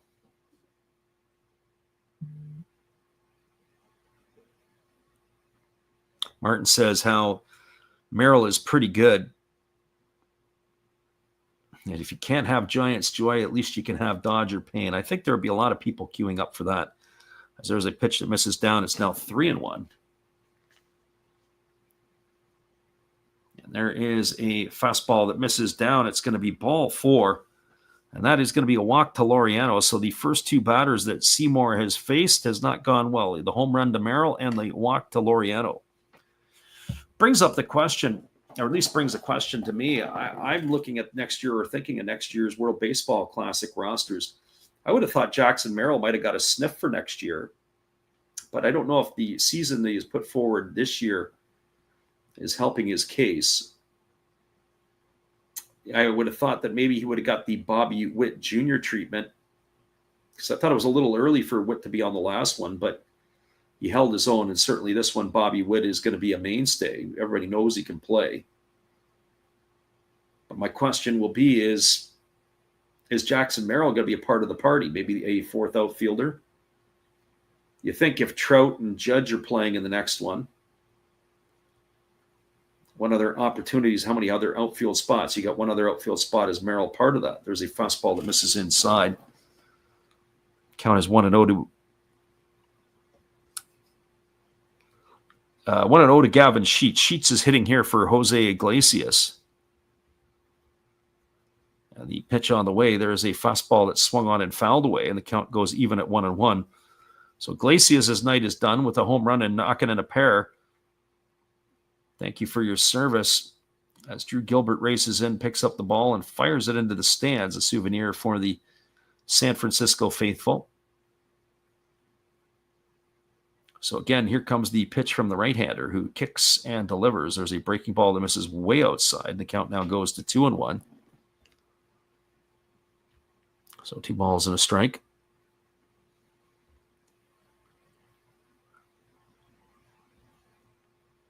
It's been a quiet night for the ball dudes in San Francisco tonight. Not a lot of action for them. As there's a fastball that comes up and in, and the count goes to 3-1 on Sheets. Got to tell you, Carson Seymour here has struggled since he entered the ball game. A home run, a walk, and he's about to do the same here to Sheets. They've got the left-handed hitting Cronenworth on deck. There's a fastball swung on and missed. And the count now goes full to Sheets.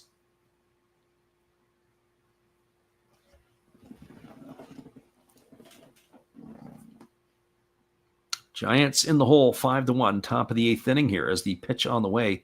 Fastball swung on, grounded softly to second. They go to second for one, back to first. It's not going to be in time.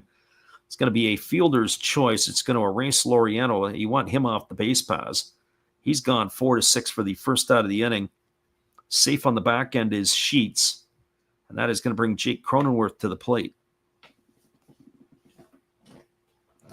Well, for Cronenworth tonight, he is 1 for 3. He's reached base twice. He is singled. He reached on an error, and he has grounded out in his 3 trips. And the first pitch on the way is a fastball taken for a called strike, and the count now goes to 0-1. Cronenworth defensively tonight has been busy. And they could use him to add to the offense here as the breaking ball misses down, and the count now goes even to 1-1. as the Padres are looking to generate yet another run. And the pitch on the way, fastball swung on, line to the glove of the second baseman, Schmidt. And they are going to double off Gavin Sheets. It's going to be a double play. It's going to be 4-3 as Sheets is gone for the third out of the inning, and that will do it here.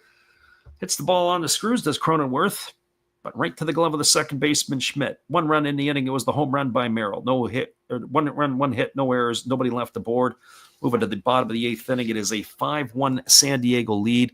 We'll be back in just a couple of moments.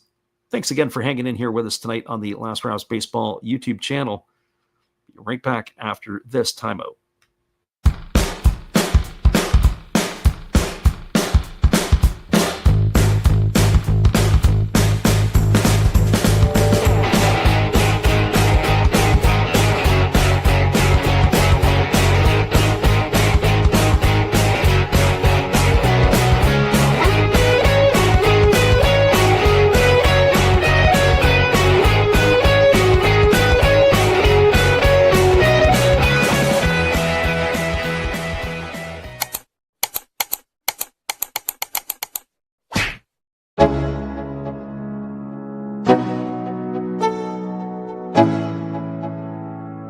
Let's go. Yo, I'm like an addict, do I gotta have it. I ain't even playing, got a really bad habit. If it moves, gotta grab it, fuse like a magnet. Lose, won't have it till I'm doomed in a casket. I ain't playing, got a weird mind. If you work 8 hours, I'ma work 9. If the shit tastes sour, you should taste mine. I'ma stay in power for a long time. Get up, nah, I ain't a quitter. Toss me the ball, I'm a really big hitter. Big picture, I'm a straight killer. Rising the song to the highest bidder. Got juice, got gas, I'ma move fast. New shoes, new tracks, like who's that? I'm new, come back, better than last. Yeah, it's a new me, never. Welcome back, everybody. We are moving ourselves to the bottom half of inning number 8. And we do have a left-hander coming in for the Padres. It'll be Adrian Morejon, making his 58th appearance. He's 9-4 on the year, has an even 2.00 ERA in 54 innings. So Morejon in and Jason Adam out. So Morejon ready to go. As the lefty will take over here, Matt Chapman, Jung-Hoo Lee, and Drew Gilbert to face him here as the pitch on the way. Breaking ball waved at and missed. The count is quickly 1-1 to Chapman. Chapman 0 for 2 tonight, has struck out, flown to center, and walked. Batting from the right side here against the left-handed slants of Morejon. Pitch on the way. Fastball misses upstairs. Count now runs even to 1-1. So a ball and a strike. Bottom of the 8th inning, the Giants got to get some offense going. They need some instant runs. There's a fastball that swung on and missed. That was at 97. Count goes to 1-2 as Chapman has asked for his timeout. I was talking about it before, how they hit the reset button here and how they do it. One thing I'd like to see a little bit more of is where they can freeze the pitcher. There's a fastball that is at 98, just under the hands. That runs the count to 2-2. I'm impressed by Morejon here. He can really dial it up.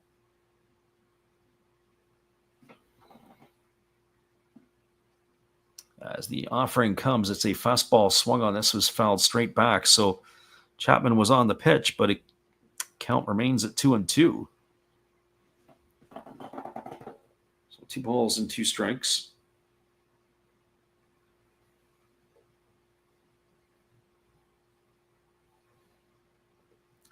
And the lefty kicks and fires. And there's a breaking ball waved at and missed. Chapman's in the books. He's gone for the first out of the inning, and that'll bring up the center fielder in Jung-Hoo Lee. My Cool Hook says it's an Ohtani homer that has put the Dodgers up 6-5. Been perusing that a little bit. It was Ohtani who lined into the triple play earlier on. So he's going to be all over the highlight reels tonight for the right and the wrong reasons. There's a fastball taken for a called strike, and the count is 0-1 to Lee. Lee's got a single in 3 trips. Again, as the lefty Morahone delivers, there's a breaking ball swung on, grounded back to the pitcher. Oh, what an athletic play by Morahone. He was falling off to the third base side. He had to reach back with his glove. He makes the play, and he throws out the runner going to first. That's going to be a ground out 1-3 for the second out of the inning. And that is going to bring up the right fielder in Drew Gilbert.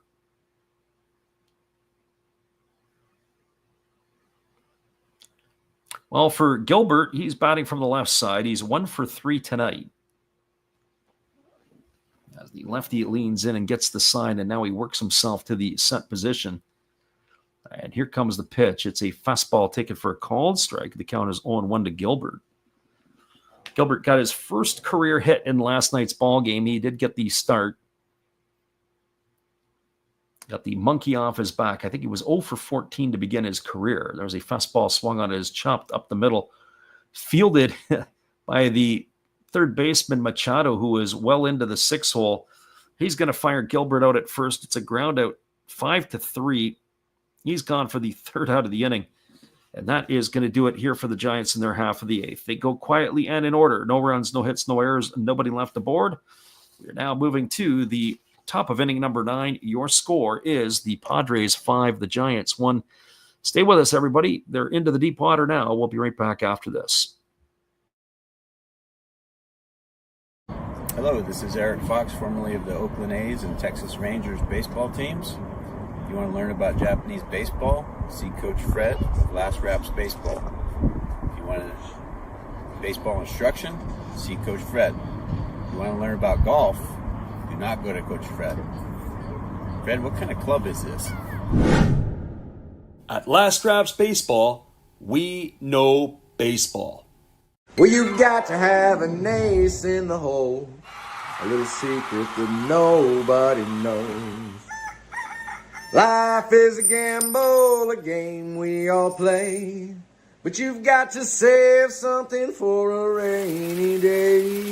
You've got to learn to play your cards right if you expect to win in life. Don't put it all on the line for just one roll. You've got to have an ace in the hole.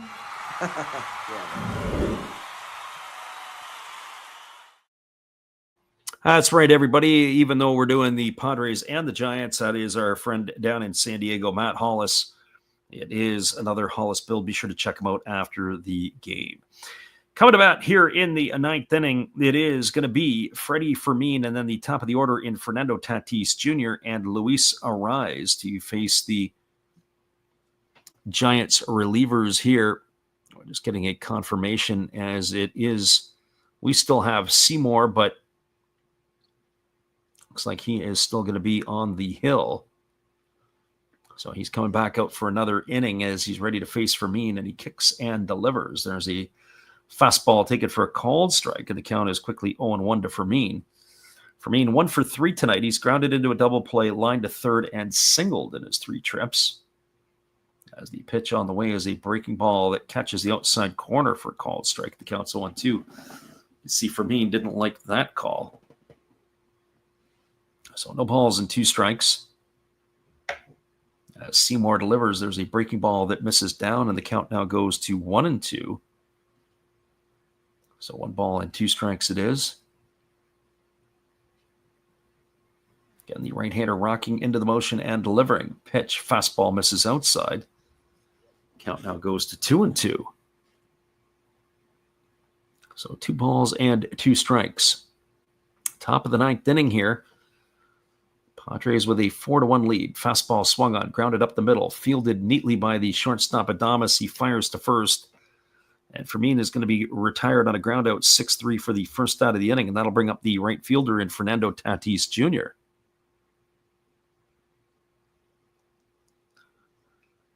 Well, for Tatis Jr., officially 1 for 3. He has also drawn a walk in this one. So batting against Seymour here for the first time, takes a 97-mile-an-hour fastball on the outside corner for a called strike. You can see The San Diego players are not really happy with the strike zone right now, the home plate umpire. As there is a fastball taken for a called strike, and it's now 0-2 to Tatis Jr. Home plate umpire here tonight is Paul Clemens. But the last couple of batters here not been impressed with the calls. Here's the pitch. It's a breaking ball that misses down. And they're going to get rid of that one there as he'll get a new pitch or a new baseball here for Seymour. So 1-2 strikes it is to Tatis Jr. Again, Seymour delivers. There's a fastball at 98 under the hands. Backs Tatis Jr. off of the plate. 2 strikes. Again, the right-hander holding ball close to his chest, delivers a breaking ball, swung on, grounded to short. Adames throws to first, and Tatis is going to be retired on a ground out, 6-3. He's out for the second out of the inning. That's going to bring up the first baseman, Luis Arraez. Well, it's been a tough series for Arraez. 0 for 5 last night, 0 for 4 tonight. Looking to get off the schneid. As the pitch on the way is a fastball that misses down, and the count is 1-0. Friend Mike Cool Hook says the Giants' bats are so awful. Well, their lack of clutch hitting is another thing that is not very good. They've left 10 aboard here tonight. As that pitch misses down, and the count now goes to 2-0 on Arraez. Again, the right-hander Seymour delivers. Fastball swung on, chop foul over on the first base side. 2-1 strike it is. Reminder, once this one's over, we'll give it the full roundup around Major League Baseball as the games are slowly coming to a finish. As the pitch is on the way, there's a fastball that, just misses inside. Now 3 strike to Arraez. That had a lot of backdoor run to it. It caught myself as much surprised as anybody. As the pitch on the way, there's a fastball that misses down and in. It's going to be ball 4, and Arraez is going to reach base. And that is going to bring up Manny Machado to the plate.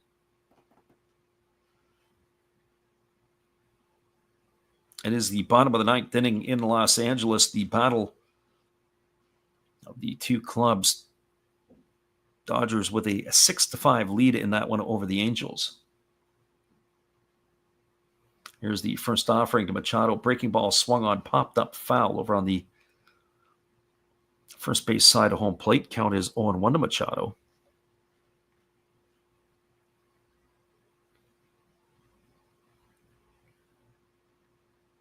Seymour ready to go back to work again, working quickly.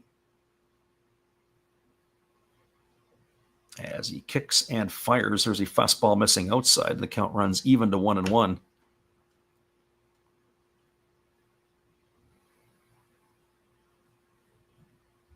So 1 strike. Again, the right-hander kicks and fires. There's a fastball swung on, grounded over to the right side. Fielded by Schmidt. He throws to first. Machado is going to be gone on a ground out 4-3. He's out for the third out of the inning. And that is going to do it here for the Padres. No runs in the inning, no hits, no errors. 1 runner left aboard. We're moving to the bottom of the 9th inning. Last chance saloon for the Giants. Coming to bat here will be scheduled Bailey, Ramos, and Schmidt. We'll be back in just a couple of moments. We'll see if the Giants can pull a miraculous comeback or if the Padres will just finish the deal. We'll be back in just a few right after this.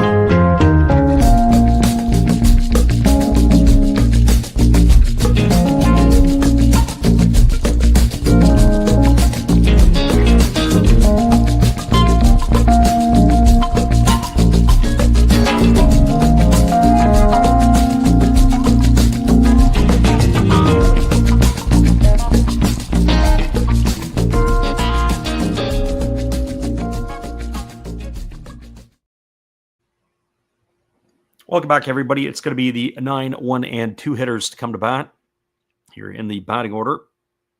And it is going to be the closer, surprisingly, Robert Suarez coming in. I would have thought that maybe Padres might have gone in a different direction, but he is going to be the 5th pitcher used tonight by the San Diego Ball Club. So Robert Suarez on in relief, as he is completing his tune-up tosses, making his 53rd appearance. He is 4-4 on the year. So Suarez coming in here in relief.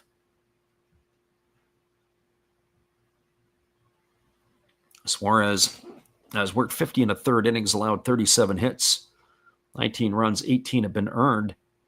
Pitching down that 3.22 ERA, and the first pitch fastball misses way upstairs to Patrick Bailey. 1 ball and no strikes. Bailey tonight is 1 for 2. He's got a single and 2 trips. He's also drawn a walk.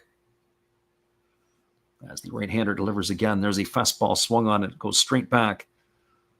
Count now even at 1-1.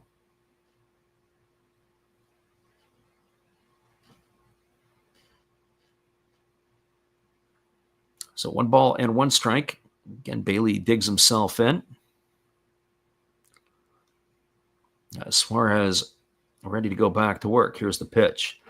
Fastball misses down. It's now 2-1.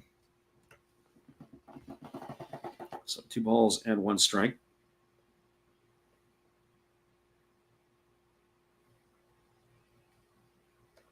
Again, the right-hander delivers. It's a fastball swung on and lifted foul. It's going to reach the seats down the left field line. Count goes even at 2-2. Just a reminder on the channel, we will be back on the airways for Japanese baseball Friday, Saturday night, North American time. Of course, Robert Suarez was formerly a Hanshin Tiger. There's a fastball taken at the knees for a called 3rd strike. Oh, Patrick Bailey, we saw him do it 3 times last night, and he's done it again tonight.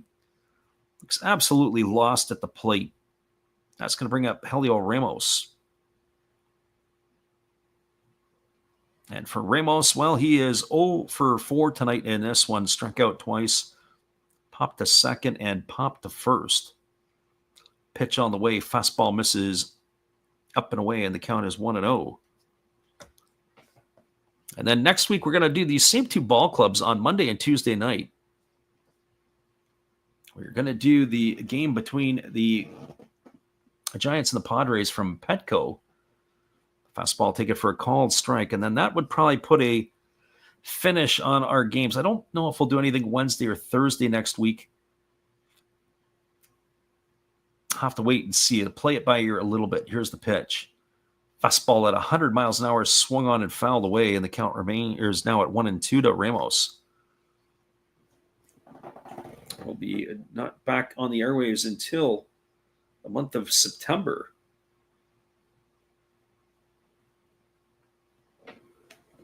As we are going to be overseas in Asia for a little bit.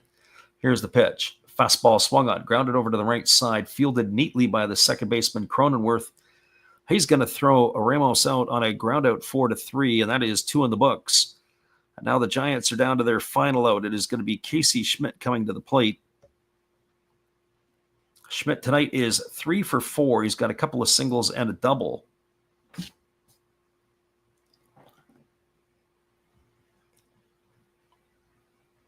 Our friend Cool Hooks is wishing death on the Dodgers.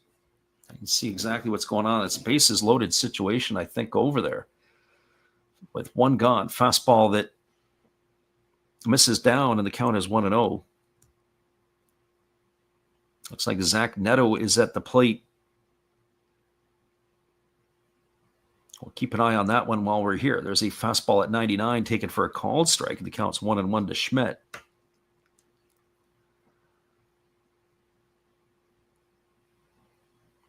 I don't know if it was the walk to Neto. There's a pitch. It's a fastball swung on, and it's going to be another hit for Casey Schmidt.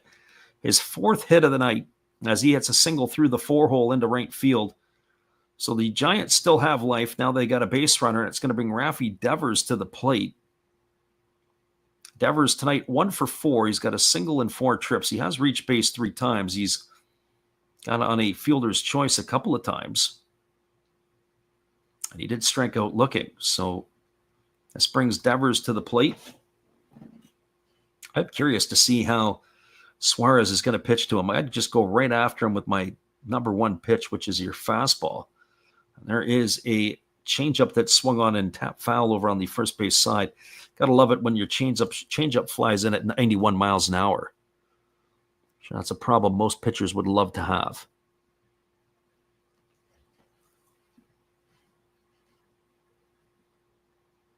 So my cool hooks, a little bit disappointed in his Giants. There's a fastball taken for a called strike, and the count now goes to 0-2. I don't know. I think Devers is going to produce. I just don't know if the rest of the team that's around him is going to be able to live up to expectations. And it is a tie game as the Angels have locked it up with Trout coming to the plate, 1 out, actually 2 out, and runners at first and second. As that fastball misses outside to Devers. So the Giants are down to their final strike here. As the right-hander Suarez delivers a fastball that misses down and away, and the count goes even to 2-2. So do you want to take your chances with Trout, or do you want to let Taylor Ward beat you? Because in that game, Trout is up to bat. And a chance to win it for the Angels. Here comes the pitch from Suarez. Fastball at 99, swung on and hammered foul. Oh, the ball dude was getting out of the way. So the count remains at 2-2 to Devers. Got to make a play there, ball dude, but instead he tried to make a play. He almost wore that right in the face off the ricochet off the tarp. Oh, that would have been interesting. As time has been called here, as the ball dude had to go out and retrieve the ball. So 2 balls and 2 strikes to Devers. He was just happy to let it lie there on the field. Here comes the pitch. Kicks and fires. There's a fastball that misses upstairs at 100.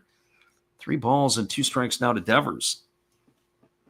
Wouldn't this be interesting if the Giants were able to get the tying run to the plate?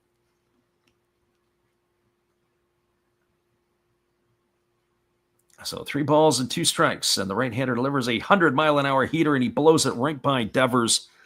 He's gone for out number 3, and we won't have to worry about that scenario. No runs in the inning. They did have a hit. There was no errors, and there was 1 runner left aboard. Your final score is the Padres 5 and the Giants 1. Stay with us, everybody. We'll come back and wrap up all the scoring from around Major League Baseball. We'll be back in just a little bit after this. And also give you the rundown of this one as well. Padres win 5-1 over the Giants. We'll be right back in just a few. Good evening, ladies and gentlemen. Namaste. Hey, I hope you guys have been enjoying the game.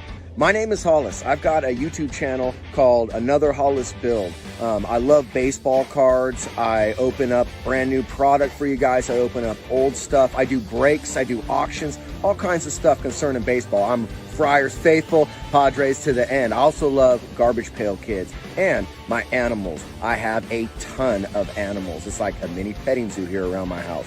I also love my city. San Diego, baby. I'll take you all around the city and show you what's up. If you guys dig stuff like that, cruise on over and check it out. It's Another Hollis Build. If you dig it, subscribe. I'd really appreciate to have more follow me along on the journey. Hey, either way, you guys have a wonderful day or a beautiful, beautiful evening. No matter which one it is, make sure that you make it great, my friends.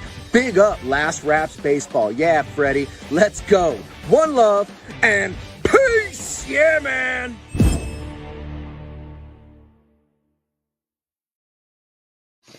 Welcome back, everybody. We're going to give the roundup of this one, and then we're going to give you the scores from around Major League Baseball tonight. Well, the Padres knock off the Giants 5-1 in this one. Padres got the party started in the first inning, a 2-out single by Manny Machado, and Xander Bogaerts got up and doubled to put runners at second and third, and it was a balk by Robbie Ray that brought home the first run of the game for the Padres. Giants responded in the bottom of the first. After a strikeout by Helio Ramos, up stepped Casey Schmidt with a double. Then Rafi Devers singled. And then it was after Willy Adames struck out, it was Wilmer Flores with a RBI single to bring home Schmidt to tie the game at 1. But after that, it was all San Diego. In the second inning, a leadoff single by Ramon Laureano. He was brought home on a 2-run homer by Jose Iglesias. That made the scoreline 3-1. In the fourth inning, a leadoff double by Laureano. He stole third, and then it was a base hit RBI single off the bat of Jake Cronenworth that brought home Laureano with the fourth run of the game. So 4-1 it stood at that point. Well, they added to their lead in the eighth inning, a leadoff home run by Jackson Merrill as he went opposite field. It was a solo shot, and that made the scoreline 5-1, and that is your final. Well, we'll give it the rundown around Major League Baseball. Our friend Mike Cool Hook says, are the Giants even making the playoffs? Doubtful. I would say doubtful might be optimistic. I don't think it will be at all. But that's my guess, and we'll give you the rundown right now across Major League Baseball. All the games are finals with the exception of the game in Los Angeles between the Dodgers and the Angels, as it is a game that is close to being done, but we'll hopefully have that for you here. It is a 3-0 count to Taylor Ward with the bases loaded. They're about ready to walk in the winning run. White Sox beat the Tigers tonight 9-6, 9-13-2 for the Chi Sox, 6-8-1 for the Tigers. Gomez gets the win. He's 2-1. Flaherty takes the loss. He's 6-12. Leger gets the save. That's his fourth of the year. Other final scores from around the league. Mariners beat the Orioles 1-0, 1-6-0 for the Mariners, 0-5-0 for the Orioles. Kirby gets the win. He's 8-5. Kremer the loss. He's 8-9. Munoz gets his 28th save of the season. Reds knocked off the Phillies 6-1. Brady Singer gets his 10th win against 9 losses. Ranger Suarez takes the loss. He's 8-6. 6-10-0 for the Reds. 1-5-0 for the Phillies. Final again, 6-1 in that one. Keep your eye on the Guardians. They are charging hard. They get another win tonight. Cade Smith, the win in relief. He's 5-4. Foucher, the loss for the Marlins. He's 3-3. 4-7-2 for the Guardians. 3-5-0 for the Fish.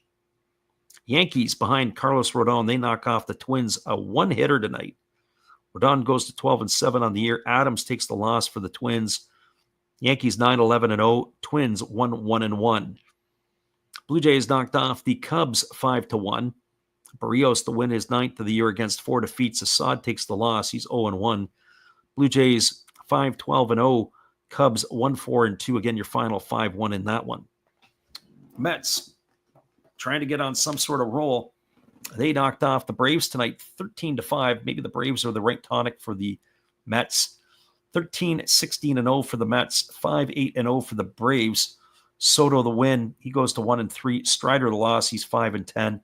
Hagenman gets his first save of the season. Royals beat the Nationals 8-5. Royals 8-6-0. Nats 5-10-0. Waka gets the win. He goes to 7-9. Parker the loss. He's 7-13. Ursig gets his second save for the Royals. Brewers beat up on Paul Skeens tonight and the Pirates. 14-15-1 for the Brew Crew. 0-4-2 for the Pirates. It was Peralta, Freddie, getting his 14th win of the year against 5 losses. Skeens goes to 7-9 with a 2.13 ERA. It is the Rockies 3-0 over the Cardinals. How about that? 3-5-0 for the Rocks. 0-6-0 for the Cards. Rockies improved to 31-88 on the year. Freeland the win. He goes to 3-12. Liberatore takes the loss. He's 6-10. Vodnik gets his third save for the Rocks. Diamondbacks knock off the Rangers 3-2. 3-8-0 for the D-backs. 2-4-2 for the Rangers. Beeks the win. He's 3-1. Colum the loss. He's 2-1. Murillo gets the save, his first of the year. Red Sox thump the Astros tonight 14-1. 14-13-3 for the Red Sox. 1-9-1 for the Stros. Dustin May gets the win. He goes to 7-8 on the season. Sam Arrighetti gets the loss. He is 1-3. Athletics knock off the Rays 6-0. 6-8-0 for the Athletics. 0-4-1 for the Rays. Lopez the win. He's 6-6. Sheen Baz the loss. He is 8-9. And the game in LA, well, that's still going on. They had the chance to win it, and they didn't. Angels tie it in the bottom of the 9th. It is 6-6 as they move to the top of the 10th. And that game there has got a lot of action to it, so get a chance to look at your stuff at the end of the day, your highlights, go check it out. Who knows what's going to happen over there? Shohei Ohtani will be all over your highlight reel. Okay, everybody, once again, we appreciate you for listening in.